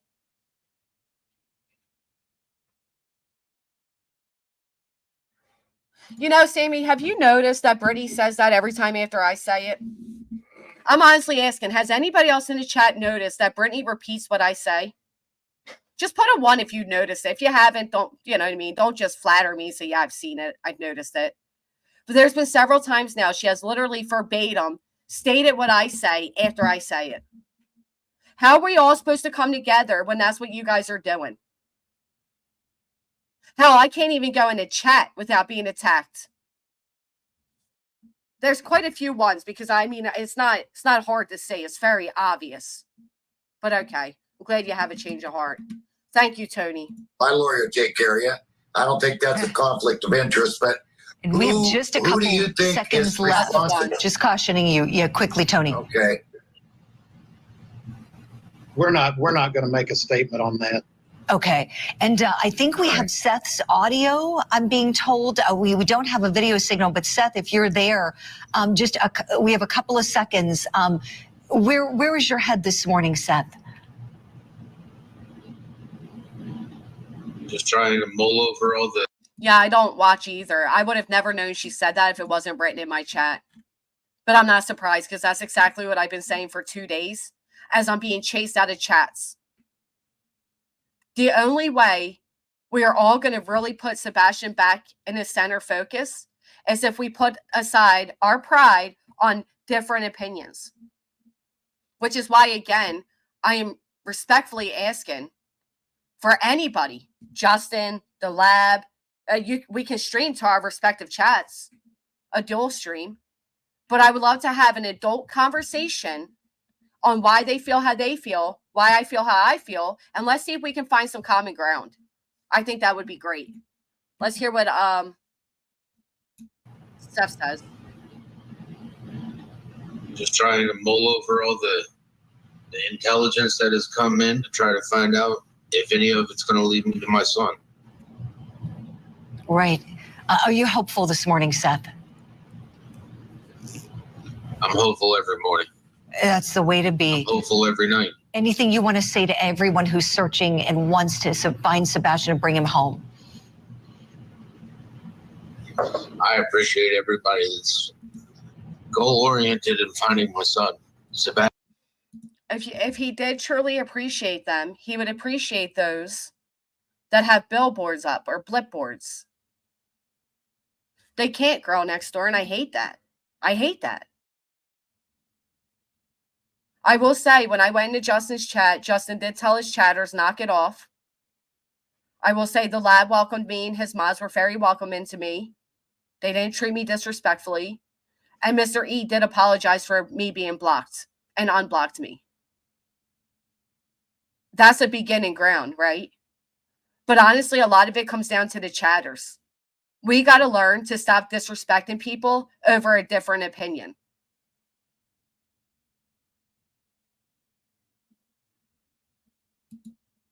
In the beginning, I was on one side of the fence screaming at one side. Now I'm on the fence wondering which side is safe. This whole thing smells fishy. I'm right there with you, Bug. I'm right there with you.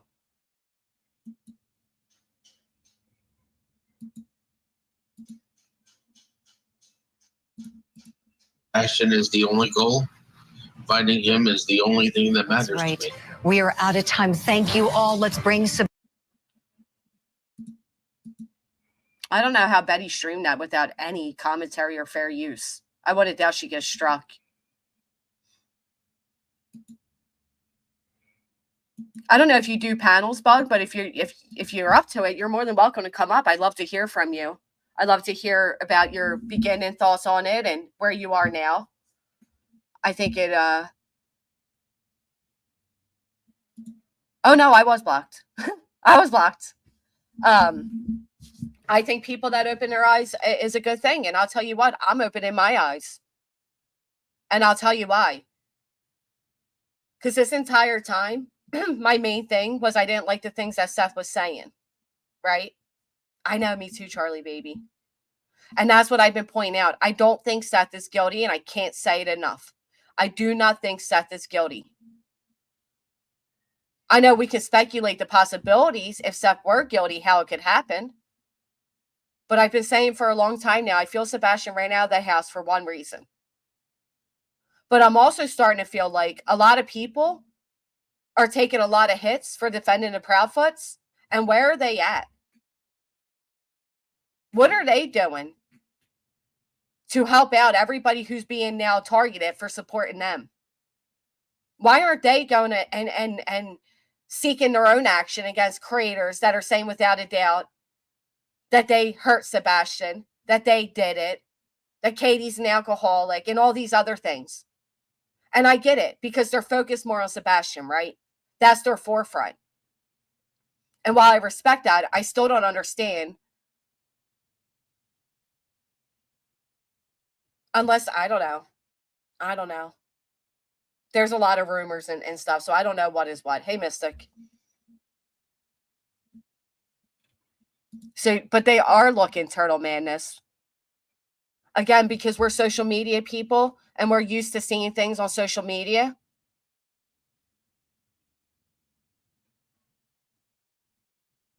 We think if it's not put on social media, it's not happening.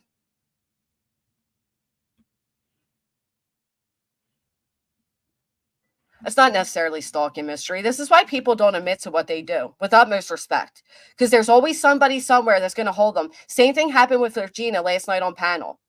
Well, aren't you the person? Are we here to keep fighting with people? Are we here to help with Sebastian? Honestly asking. Because if you have Bug in here admitting she did things she's not too proud of, she's had a change of heart, why can't we just appreciate that and offer grace? Why do we have to attack? That's what I'm tired of, the attacking. So would I, Christina. I think that we could. I think we could have a civilized conversation. Exactly, Nicole B. I do. They're hoping Chris Katie will sue them, but I doubt that will happen until after they find Sebastian. I defended Katie because I have also lost a child and her grief to me seems real. I do not believe that she should be attacked, accused any more than Seth or Chris. I agree. I don't know who her son is. I don't know. Excuse me. I don't know her. When I ride this with a group of friends I went to school with. But she just called Tony Mathis Seth's attorney, right? And then said we got, the wrong information, which again, I think a lot of it was wrong information.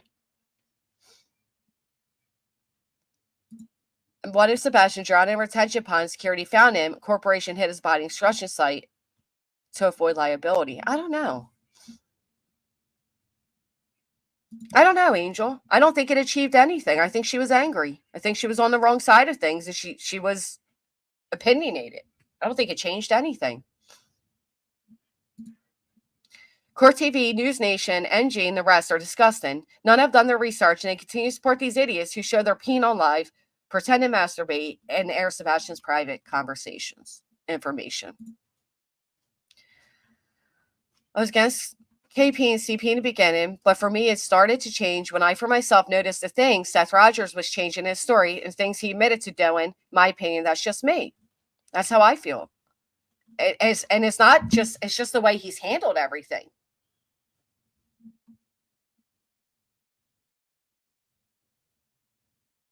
No, Taj, I may have, I don't remember. Proudfoot wished everybody would stop covering this altogether because it's just feeding Seth's circus. I don't believe Sebastian walked out in the middle of the night because if he was meeting someone, he would have had shoes and other things with him. Nobody's been attacked. Not here anyway. And if there's been attacks somewhere else, they haven't shown proof.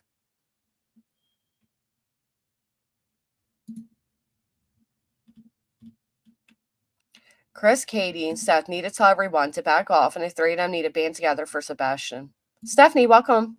Thank you for becoming a member. And they still don't speak ill of him. They don't. And that's exactly it. People picking a side, involving themselves, actions have consequences. I get it. Well, and again, we just heard Dog say that, oh, Seth was attacked in the beginning. No, he wasn't. Seth was on this major pedestal. And then he came out and he gave everybody the middle finger and said, F you. So a lot of his supporters took that personally. How come they're not bringing up that he came out and he had a GoFundMe 3 days later? And, none of that's being acknowledged. We all have the right to change our opinions. That's normal. But to attack and judge another's chest is ridiculous. It's not a game. It should be about Sebastian and him only. Amen, Booberry. Alabama Mama 4.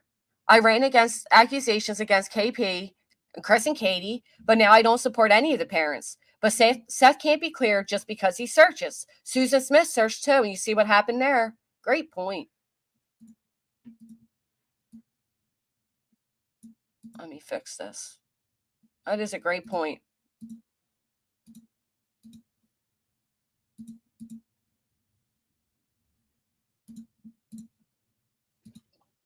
Hey, Regina. Good morning, beautiful. How are you? I'm doing pretty good. I can't help but notice, once again, more people from Seth's crew. He has invited more people that have any kind of pull or clout, even if it's beyond expiration, if you know what I'm saying, into the case. And there's a lot of people saying a whole lot without saying anything. Even in the attorney interview and in Dog's interview, it seemed like they sat there and congratulated themselves. And I'm not just talking crap. This is my perspective, my opinion. But they sat there and congratulated themselves on being masters of the universe and gave yet another tip line for Sebastian Rogers' information. And that's it. They said nothing. They added no value to anything. All they did was talk about how awesome they were, how they were more capable than anyone else of solving this case, and offering another tip line. Or did I miss something there? Well, and the primary focus, once again, was the drama. The threats, the allegations that it's drama filled. It's not, the focus hasn't been Sebastian in such a long time. I know I played my own role in it, but I'm also not on national news. Well, not only that, Granny, but you're not someone in a professional position doing all this. Right. You know what I mean? They put up Dog's tip line instead of the legit tip line. Right. Why would you not? But notice they didn't even put TBI's number up there. No, they didn't. At all. Or Sumner County Sheriff's Office phone number.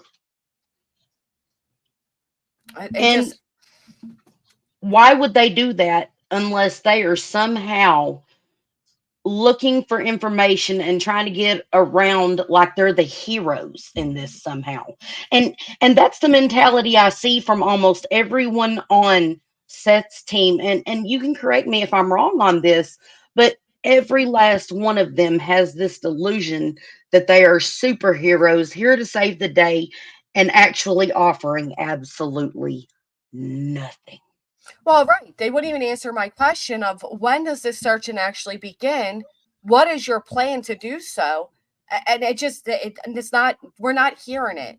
They're all in different states. None of them are in Tennessee. It's clear they're beyond bias because they were hired or, allegedly hired because Hong said they're not making any money, which I find bizarre. Anyway, they're hired. Well, then you're not getting the full picture. You're coming in biased. It's just as good as, again, I respectfully ask people who support Seth to switch the roles here. What if this was the Proudfoots and the Proudfoots hired these people and these people are on national air making these big accusations against Seth with zero proof, all based on the rumors that social media has spread? Would any of you be okay with that again? No. They wouldn't be okay with it. They know they wouldn't be okay with it. So why is it being supported now? And you know what, Granny? I'm glad you brought that up, though, because if you really look at it and you look at it in its totality, the Proudfoots have only had negative interactions or taken legal actions or sent any kind of anything that's legal to one creator, a creator that literally stalked them. Right. To the point that the courts granted a protection order. So they had some kind of merit and some kind of actual ground to even grant the protection order, or it wouldn't have been granted. Right. And this is the second time, though, that Seth Rogers has been behind cease and desist going out. And they were all screaming how the Proudfoots were trying to, silence everybody by Betty taking away her constitutional rights. But then they're okay with all of this. Right? It's like, it's hypocritical. It's hypocritical. And not only that, but it's the only time, okay, you know that I have suspected the Proudfoots, I used to support Seth. I wanted to believe, I'll tell you exactly why. I wanted to believe that someone cared that much about Sebastian. And whenever Seth first came out into the, public view, that's what he preached. I just want to find my son. I just want to find my son. And it's easy to get behind someone when you believe that they're actually looking for their kid. But if you look at everything that has happened, Seth has gone from find Sebastian to clear Seth. Right. And really, in that statement itself, it's appalling, because the fact of the matter remains, as a default, how do I put this? By default, if Sebastian is found and the Proudfoots and Seth or anybody associated with Sebastian had nothing to do with his disappearance, then they will be cleared when he is found. So the campaign Clear Seth makes absolutely no sense whatsoever. Well, they argue is to bring in an organization to help. Now, what I argue, though, is I do think Seth misses his son. I'm not going to lie. I think he is genuine in wanting to find Sebastian.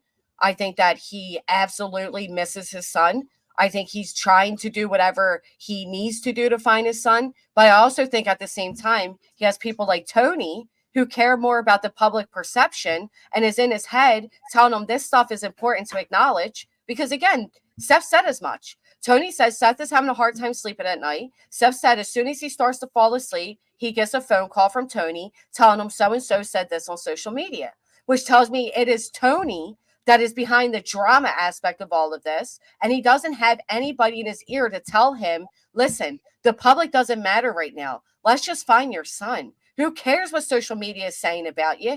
Every time you try to defend it, it gets worse because, quite frankly, you don't present yourself in a great way. And Tony certainly doesn't, which is why a lot of people fell off from him. It's because of his antics with Tony. If he could just rewind himself and ground himself to what actually matters, which is finding Sebastian and not social media, I think it'd go better for him. I completely agree. It's one thing for a parent to come out and say, this is my child. The only thing a parent should ever do when their child is missing is, my child is the most amazing child. This is why they are amazing. Please help me bring my child home. You beg for your child. That is what opportunity you need to grasp onto the most whenever you have any opportunity to put yourself in front of an audience when you're talking about your missing kid. But that's not what we're seeing anymore from Seth. He's saying too much without saying anything useful at all, and so is his entire party. Well, I've seen more people speaking for Seth lately than I have for him. It's gotten to the point where it's, 6, 7 layers deep, and people past Tony even that are arguing now. And I agree. When you get the chance, you do need to watch what you're saying and what you're going over and oversharing. But at the same time, I don't know how much of this. I do know Seth's obviously in the middle of things, but a lot of this stuff is getting pretty far out from center. That's I don't know, kind of what I'm saying. It's taking on a life of its own, I guess. Right. But then again, whenever you look at it, who is it that has brought all of these actors into the case that have taken it from the center? Yeah, I'm certainly not disagreeing with that point. I was just, saying as of late, I haven't seen him quite like he was before, where he was on YouTube every night for 2 or 3 hours or more, live streaming and saying all this stuff. It's definitely been other people that are getting into it instead. Right, and that's with intent. That's on his behalf. And if you look at like the guideline for missing child, nowhere is in it does it state you should beg the public for a return. Nowhere. Yeah. Especially if they have reason to believe that Sebastian walked out the house by himself, or something happened there. It just doesn't. I'm looking at it right now. Nowhere does it say go bug, because people keep saying, well, Katie's not begging the public to bring them home and safe return and all that. But why would you? You I don't don't understand. It wouldn't make sense to me to do that. I mean, I would focus on whatever law enforcement said and treat that as the gospel. I don't know what random people all over are going to do other than just keep an eye out in case they see someone who matches the description. Protocol requires us to suspect the last person that Sebastian was known to be with. But reason and common sense demand that we listen to law enforcement whenever they tell us there is no evidence of a crime. It's that simple. Yeah. It honestly is. It's that simple. There's no proof either which way. So you got to do one or two things. Okay. You got to suspect whoever you want to suspect, or you have to suspect them all equally by default. And if not, you're just being biased. Now, are there plenty of reasons to not like the Proudfoots? I mean, look, I think all of us were enraged finding out that Sebastian was whipped with a belt. I think that enraged all of us. But does spanking a child with a belt lead to you being a murderer? Right. My granny whipped me with a switch. She never murdered any of her kids. How many of us have got spankings and our parents didn't kill us? Well, people say, oh, he spanked an autistic child. That's why. It just was something, again, that came out and was focused on, but nobody focused on the fact that, Seth also has allegations of abuse against him in CPS reports, which is why I keep saying, I understand why Sebastian would run away. I get it. Like, I don't know why people can't just look at all of it. My judgment on Seth doesn't come from what we know of their personal lives or about the case or about Sebastian's disappearance. It comes from the things he said and did thereafter on social media. Yes, I agree with that totally. And also there's, people will say, we'll look at what's going on, and definitely, I mean, there's no way to imagine what's going on. And like you said earlier, I agree. He definitely does want his son coming on, but because of what he shared, we do know about his behavior prior to this case. And so there is a track record to look at to say, this isn't really too far off center for him, in my opinion, at least.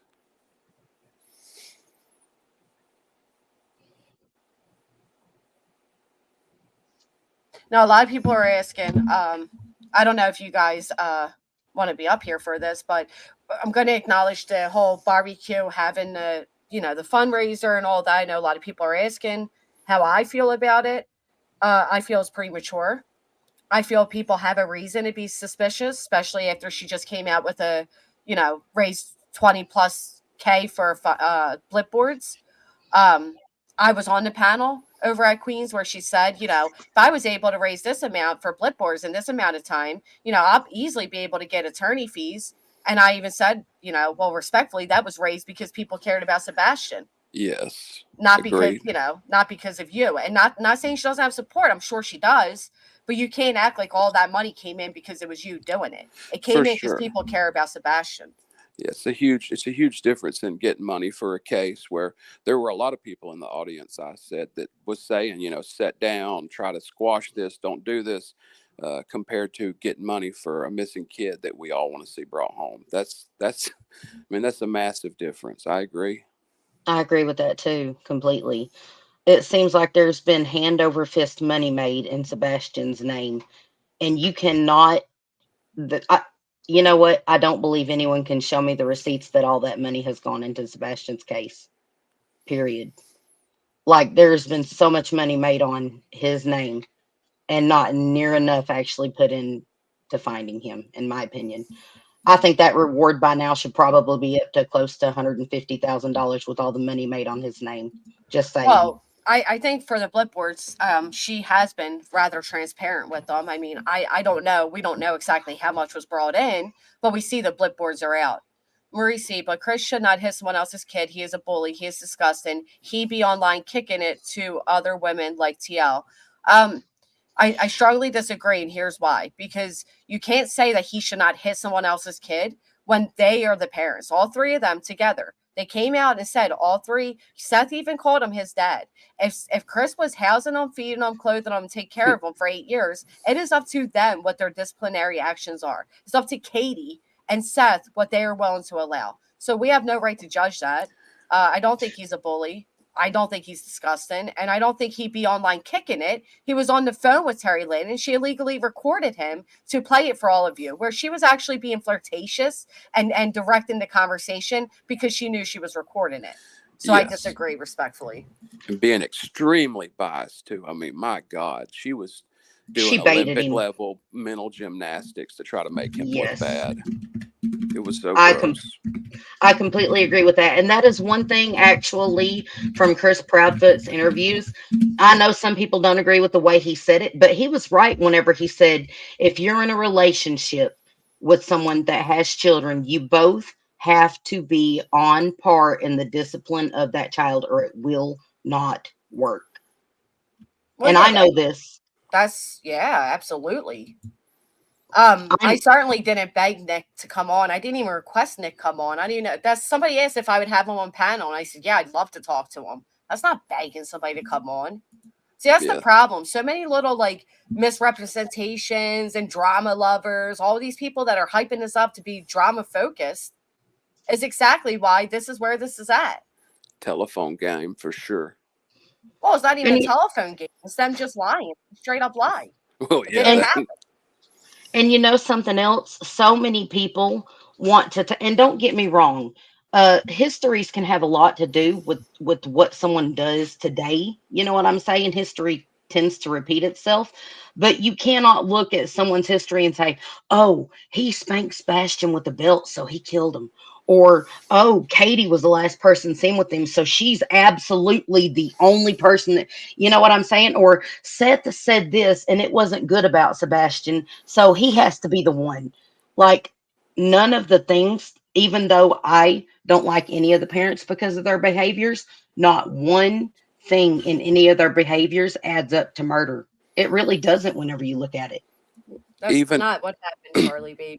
That's not at all what happens. I can rewind. That's not what happened. I said I would love to have a conversation with Nick, but he would never come up here the same way Seth won it and Tony won it. That's what I said, Charlie. I never said, please, please, guys, come up and take a panel. Please, please come on panel with me. I'm begging. That never happens. That's ridiculous. That never happens.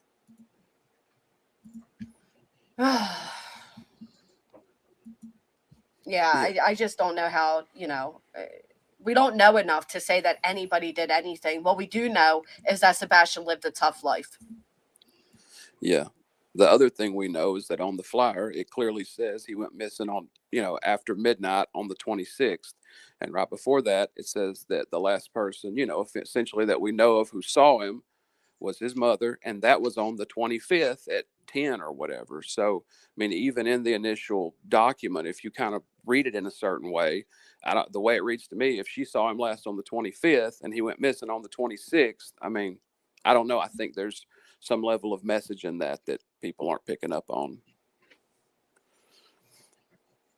Hey, Jude. Well, it could be like this says, the Amber Alert says he was last seen on 226 in the area, which is true. Oh, Justice, that's been happening to a lot of people. I'm glad you came back. Thank you. Yeah. I know, Colleen. There's no reason to beg them. Would I love to have an adult conversation with anybody, again, that feels differently than me? Of course, but that's certainly not begging. Also, something else, if it's okay, I wanted to bring up to see if anyone else noticed it about the alleged timesheets of Seth's the other day.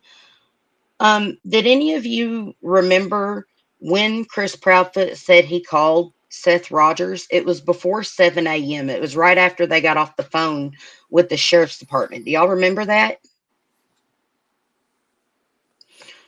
Chris contacted Seth right after he got off the phone with law enforcement, notifying them that Sebastian was missing, which would have been a little after what, 6:15 to 6:30. And whenever Seth gave his interview, he said that he was already in the parking garage whenever Chris called him to tell him Sebastian was missing. And Seth said he immediately left and headed that way, right? So how is that timeline possible? Has anyone else looked at that? I actually walked away for a minute. What was it? Like quick version. Okay, I'm sorry. he sent a text. Right. But Seth. Okay, in the timestamp, alleged timestamp, Seth's work, right? Mm-hmm. Allegedly, according to what's been said, Chris Proudfoot notified Seth immediately after he got off the phone with the Sumner County Sheriff's Department that Sebastian was missing. Correct? That's what has been said between Seth and Chris. But if you look at the 911 or the Sheriff's Department phone call, that was between 6 and 6:30 a.m. But Seth said that Chris messaged him or called him while he was still in the parking lot, and that Seth left immediately afterwards, which would have put it between 6:30 and 7, him getting that message and leaving. So how did he clock out at 7? I think I question that. Well, what I think it was is he didn't realize he got the text until he got to the parking lot, because you're not allowed to have your phone inside. Yeah, okay, that's what I makes imagined. sense. That's what I imagined. Okay. So I think that was more it. Like he saw Chris's text when he got to the parking lot. Okay, I misunderstood. I thought he had got the message immediately after.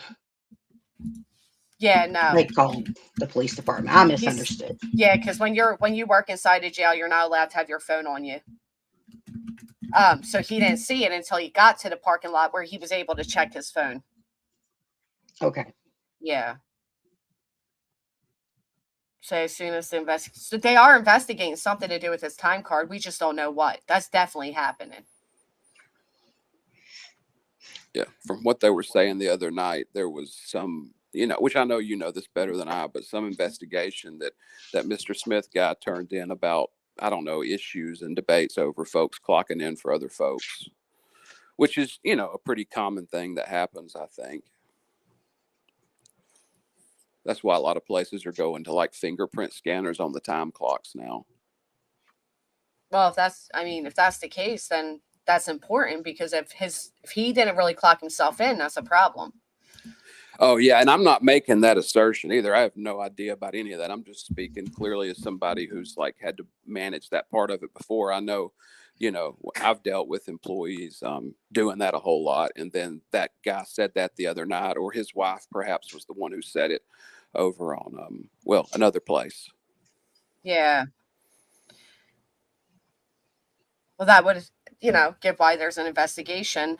Choo Choo's mom, I don't think many Amber Alerts say like last seen by his aunt or last seen by his mother. They kind of do, last seen at this address or last seen at this park. They don't normally clarify last seen by who, to be honest. Like it's not a detailed report, it's just an Amber Alert. So I don't think that's honestly that big of a deal that it doesn't say last seen by his mother, because I don't think they normally do. I've never really seen one that does. Hey, correcting with Amy. It's usually like the 4100 block of whatever. Yeah, I agree with that. Also, Jess, I'm kind of with you. I'm kind of with you on this. He walked out of the house theory. I've really come to think that he was supposed to have an interaction with someone that wasn't supposed to be indefinite, if that makes sense. And I was looking into cases the other day, and you would not believe the statistics say that a parent is likely responsible for this, but statistics are statistics. And if you look at the other side of statistics, it blatantly says there is the percentage of children that are taken by people that are acquaintances and neighbors and strangers. Right. Well, yeah, and the So longer the clock runs, the less likely, to me, the simplest answer is the correct one, that's true. if that makes sense. Occam's razor. But I've come to think, with everything I've seen, especially the lack of footage, considering and I'm not just talking about the one ring cam footage that everybody's talking about, but like from what I've seen on Google and from the different people that have security systems and stuff in their homes and cameras in that neighborhood, I've come to the conclusion that someone that did in fact know the neighborhood is likely, or someone that staked out the neighborhood previously is likely, why Sebastian was not seen on camera, because the person knew the area. But that does not, if you just sit there and think, oh, then it had to be the parents, then you're really limiting the thoughts about if it was someone else. You know what I mean? If that was the case, they would have looked over surveillance that, the days leading up to, and they would have seen somebody that was kind of, stalking out the area and stuff. And then Georgia, here's the thing though, we don't know what the police have. We have to stop thinking that just because they haven't come out and said it doesn't mean they don't have something. There are loads of steps to be taken when going through devices and stuff. And we do know not all devices have been returned. So we don't know if they found something on the device. We just don't know because, well, we're not entitled to everything. Right. But you would think 6 months later, they've gone through those devices.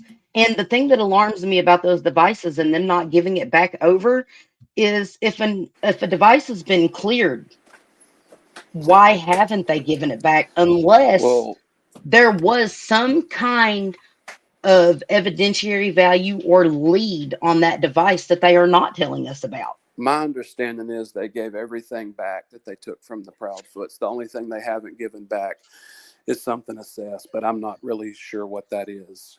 I thought it was a gaming console. Well, the other problem that could be the simple answer to that could be that they have to figure out who was playing at which time. It could be Seth, or it could be because they shared devices. So, that would be a lot to go through as well. Yeah, I certainly wasn't making an implication by that. I know some of those warrants can take like 6 months. And the way I heard it described, you have to have like a special warrant for each different app or thing on it. So, I mean, I imagine if somebody was talking over different games and on the internet, it could be like a lot to run down. And they have 4 people in cyber crimes there at that office too. So it's not like they have a massive staff on this. Yeah. And just because they knew he was speaking this way wouldn't mean they have a suspect. They would still have to find out who that person was, which again, there's a lot of steps to be taken. It's not as simple as people make it sound. So you'd have to trace down who that username is, where they came from. You need warrants. There's a lot of things that go into it. For all we know, that could be the angle they're working. We don't know. We know nothing. Yep. Right. They take a while, Kim. You have to have good reason for, and then you got to reach out to the gaming companies and this and that. And if it's through PlayStation, through Twitch, I mean, there's a lot of steps to be taken. Again, Idaho 4, everybody thought they weren't doing anything, but sure enough, they were. We're not entitled to that information. Right. And what the FBI can do with, their technology and cameras and GPS. I mean, they tracked that dude from 200 yards from his front door, all the way till within 50 feet of their house and then back across state lines. That's, I mean, yeah, we don't know what they've got, what they're working on. They could be way closer than we know. Right. And something else, and I hate to sound like a broken record on this, but do y'all remember how everyone was like, no, the Linda Lane footage is fake, yada, yada, yada. It's not of any value. Law enforcement said it's not valuable at all. Well, that's because allegedly they have better footage, and the Linda Lane video wasn't of evidentiary value. Why was it not of evidentiary value? Because they did have other footage. Do you see what I'm saying? So I hear a lot about the garbage trucks and the lights and stuff in this video. And while I agree, we don't know what it is, no one can say effectively with 100% certainty what the video is of. I do find it highly highly suspicious that Seth Rogers said it was a garbage truck, because anyone who But Chris knows Proudfoot anything, said that too. Yep. right, right. Which again But they might be being told to say that because it might be Yes. evidence that we're not supposed to be aware of. That could be very true. that's true. Yes. That's very true. I'm gonna hop down. Thank you, Jess, as always, for letting me up. Thank you for coming up, SS. Yep. I'm sorry, I'm appreciate getting you. like messages and texts over here, so I'm a bit No. distracted. I apologize if I'm No, you no, know. I know you're busy. Do your thing. SS, you are, I read your comments all the time in chat. I just want to say you are so intelligent. Oh, He is. He's I absolutely love his input on everything. yeah, he's very intelligent. I see that, and I just wanted to let him know I think he's a one smart cookie. Me too. See, what PB&J is saying, I think that's what it comes down to for me, is the only big change set to happen was Sebastian was set to go live with his dad, and he didn't want to. And maybe, he overheard something on the phone that night, and he ran out upset, thinking he'd come right back home. Right? I can't help but think something. Like, I don't think Sebastian thought it through. I'm gonna run away. You know what I'm saying? I just Right. he left without shoes, and that in itself has always led me to believe that if he did, honey, you okay? Sorry, we're still still recovering from COVID. Oh, But it was terrible. But the thing is I don't think he planned on being gone forever, or he thought it through before he left. And that's always led me to think that whatever happened to Sebastian, if he did leave on his own, was not intended to be a forever kind of thing, and he met with some kind of trouble. Does that make sense? absolutely. Or it could have been like he ran into the woods and he tripped and fell, or he got scared, so he tried to sit there to cocoon. And, there's so many answers of what it could be. It's just there's really no definitive Nothing. answer. And that's obviously there isn't, or we wouldn't be 7 months in, and it's just so sad. Right. I do believe that if law enforcement honestly had any credible leads at this point, that they would not have put up such a large reward for him. Really? See, I disagree, because I think if they have an idea and they're trying to pursue it, it could be an attempt to get somebody to speak. I don't know. That makes sense too. The reason I believe that is because whenever I went and started looking into missing persons rewards and stuff, the average missing persons reward 6 months to a year in on a missing child is somewhere between $1,500 and $7,500. $50,000 is an exceptionally large amount of money to put up by the FBI in a missing child's case. I never looked into that. Yeah. That's interesting. Yep. But I have noticed, and I'm just throwing this out there because it's what I've been doing in my research and looking into stuff. What I have noticed is the cases that someone has been offered such a large reward whenever they have gone missing is that they were somehow linked to something else going on when they went missing. So, they were either witnesses, or they were believed to be endangered, but the police had a lead on who they thought maybe was involved. You know what I'm saying? And like you said, it was offered because they did have something that they suspected is why that person went missing. I don't think law enforcement has told us their suspicions because they are doing this professional. It is not good for them legally whenever law enforcement comes out and makes accusations against anyone without either a legitimate lead, a witness, or some kind of evidence of wrongdoing.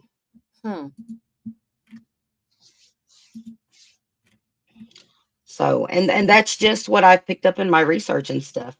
And if you go look up the odds, yes, there's only a 1% chance that Sebastian Rogers was actually abducted by a stranger, but there's a greater chance that he ran away. But the greatest chance of all, the greatest likelihood, statistically speaking, is that someone he knew, was a relative, a friend, or a neighbor had something to do with his disappearance. But at the end of the day, no matter which way you chop it up, it's all statistics, and there's always that 1% chance that it could be absolutely anything. And I think that it's not only bias, but I think that it is actually blindingly idiocratic to not look at every factor that could be. Because even though Occam's razor does usually rule in cases, there's still that 1%. Yeah. Yeah. Well, and statistics are just that, right? So we also have to remember not everybody is a statistic. It's just, exactly. It's so sad that it's this far in and we don't know much of anything. We know nothing. I just hope they have whatever they need, and I'm confident that they are working something. Riley Strain, Idaho 4. There's been so many cases where they, they don't tell us everything they have. Neighbor Uber ran him over. That's what happened to Monkey. Oh my God. Monkey, No. The little boy. Yeah, No? Michael Vaughn, but that's not who I'm thinking of. Oh, okay. Yeah.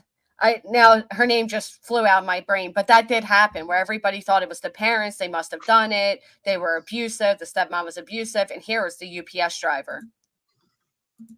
Wasn't their neighbors CMP that had arrest records recently because of drugs? I don't know. I feel like the neighbors and everybody, I don't like digging into them because we don't know if they did anything, right? Like, it's kind of like the same way with even digging into Katie's background and Steph's background. It's just, the FedEx driver. It's just I feel like the Athena Strain, thank you. I think there's just too many internet sleuths. Like, I don't think we have a right to look into the neighbors. Let the police do that. You know what I mean? That's a good question. Why does Dog have a PA lawyer? Good point. That is weird.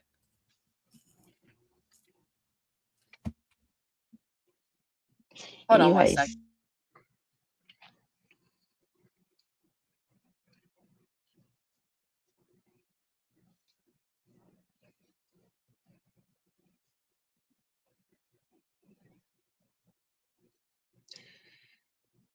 Anyways, what I was going to say, I know you're busy, but what I was going to say is the difference I have noticed between the Proudfoots and Seth is I suspected the Proudfoots. I made content about that. I never had people come in my chat and verbally assault me and call me names or click my StreamYard link and come backstage and say horrible, nasty things to me under a troll account until I was talking against Seth Rogers. And that is whenever that all started happening. And that's the reason I initially decided that I wasn't going to cover anything except putting Sebastian's face and flyer out there on my channel anymore, because not only was there nothing, no facts being offered to put out there, it was just all of the circus associated with it. But I don't think that's right.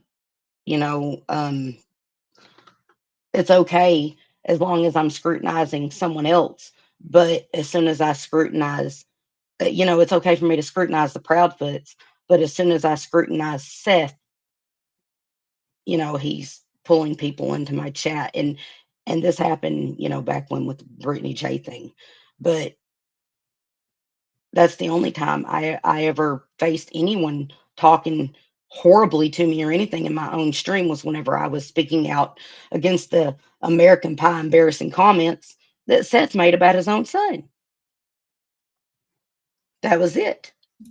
Yeah, it seems all the threats come from that. It does. From that side, it absolutely does.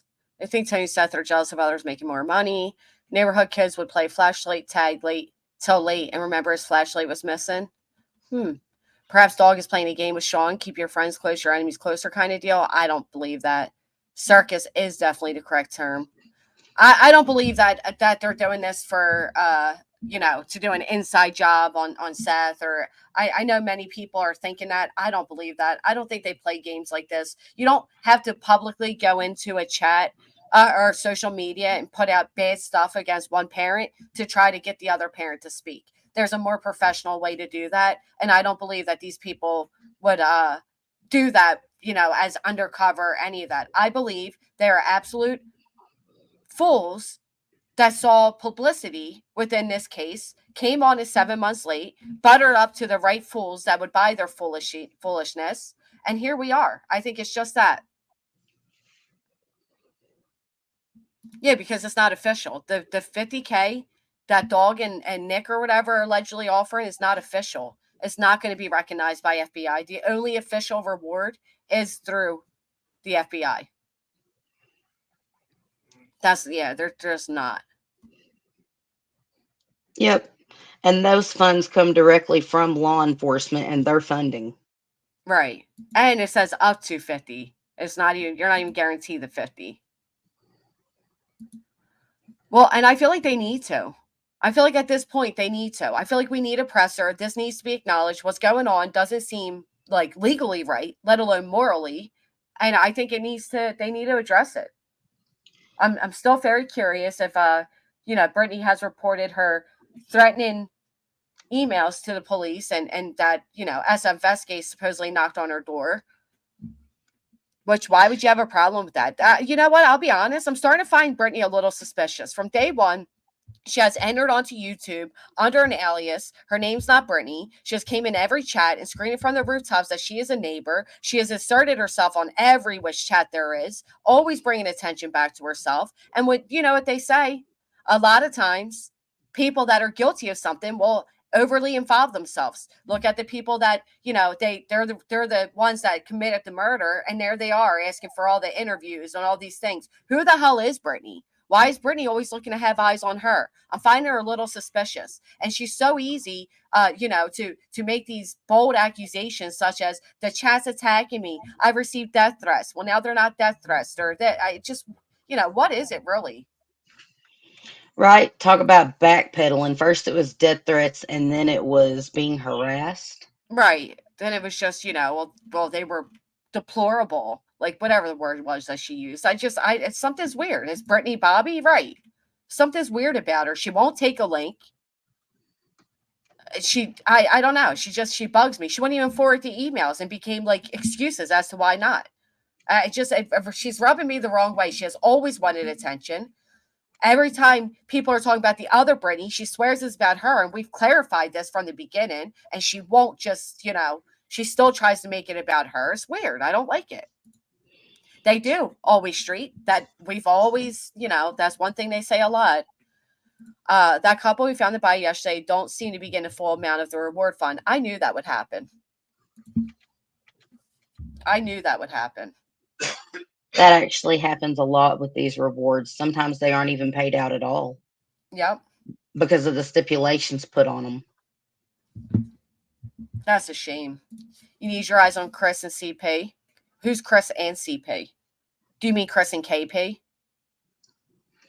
That's interesting. Maybe I've been looking the wrong way. Who knows? I don't know. I can't go in a chat to hear anything about the Proudfoots because I get attacked. So I just, Close chat right now saying she has Ellie in her driveway right now because she was doxxed in fear. Oh, please. Wow. Doxxed and in fear. Oh, please. You know what? I'm sorry, but is Brittany Bullhorn Betty? I want to verify I'm dead this. serious. No, Lulu, that's not who it is. I'm very, very curious about this now. Well, allegedly, SF Investigates went to her house too, but he hasn't even been in Tennessee yet. So, I mean, and you mean to tell me this woman's on social media? She's claiming the police are in her driveway.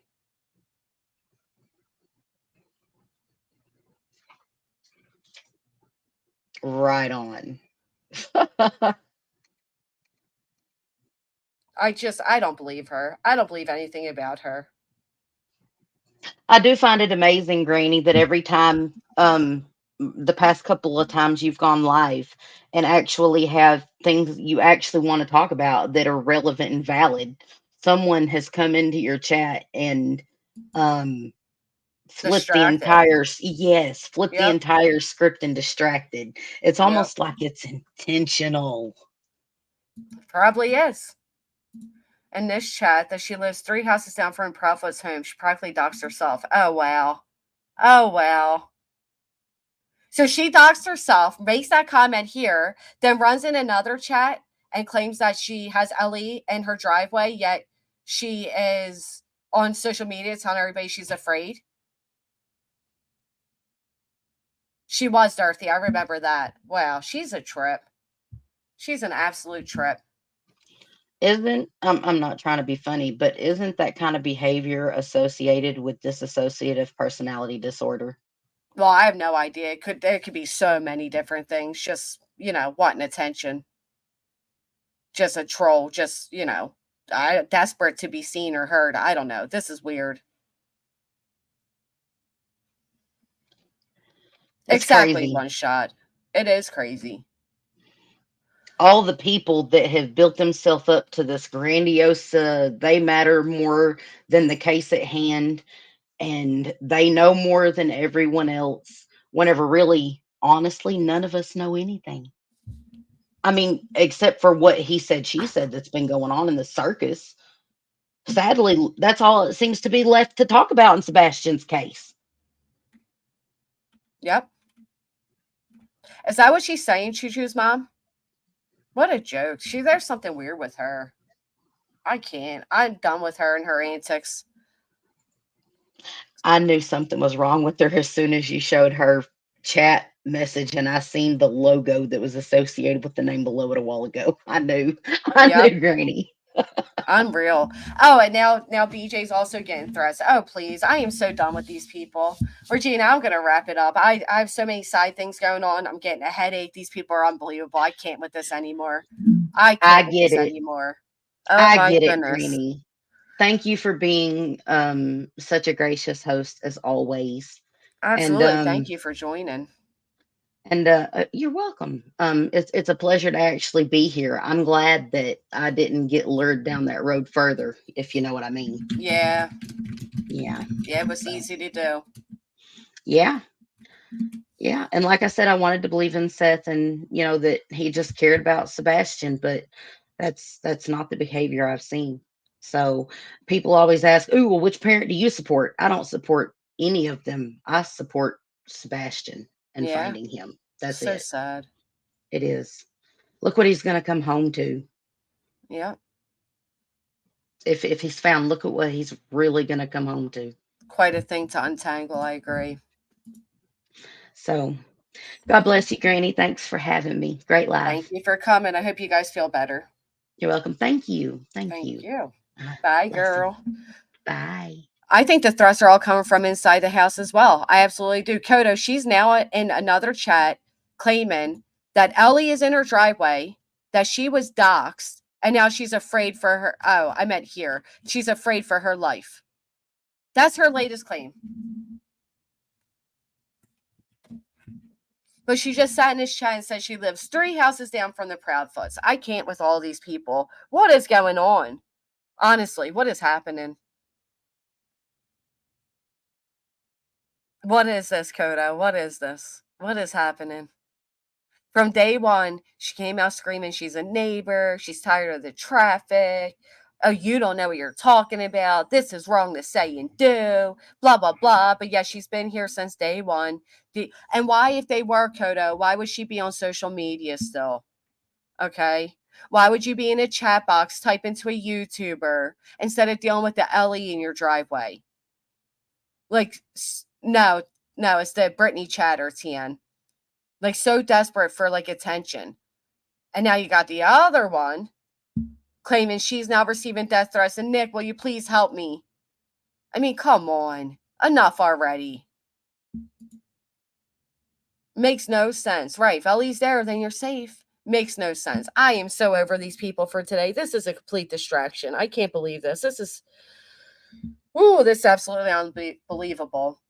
I appreciate all of you who joined me this morning. It means a lot. Again, I wish we could cut the quote unquote sides and have more of adult conversations. Hell, maybe I'll email a few people and see what we can do. I think it's time we force the focus to be back on Sebastian. Of course, we can have theories, we can have all of that, but is it really necessary to hate each other based on different opinions for people we don't know, for answers we don't have? I don't think it is.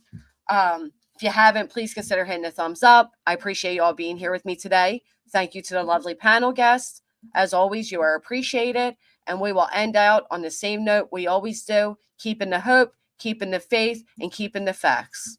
On February 26, 2024, an Amber Alert went out for 15-year-old Sebastian Rogers. Sebastian is white, 5'5", 120 pounds, with brown hair and brown eyes.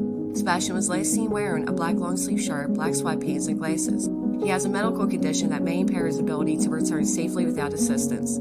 If you have seen Sebastian or have information regarding his whereabouts, please contact the Sumner County Emergency Center or TBI at 1-800-TBI-FIND.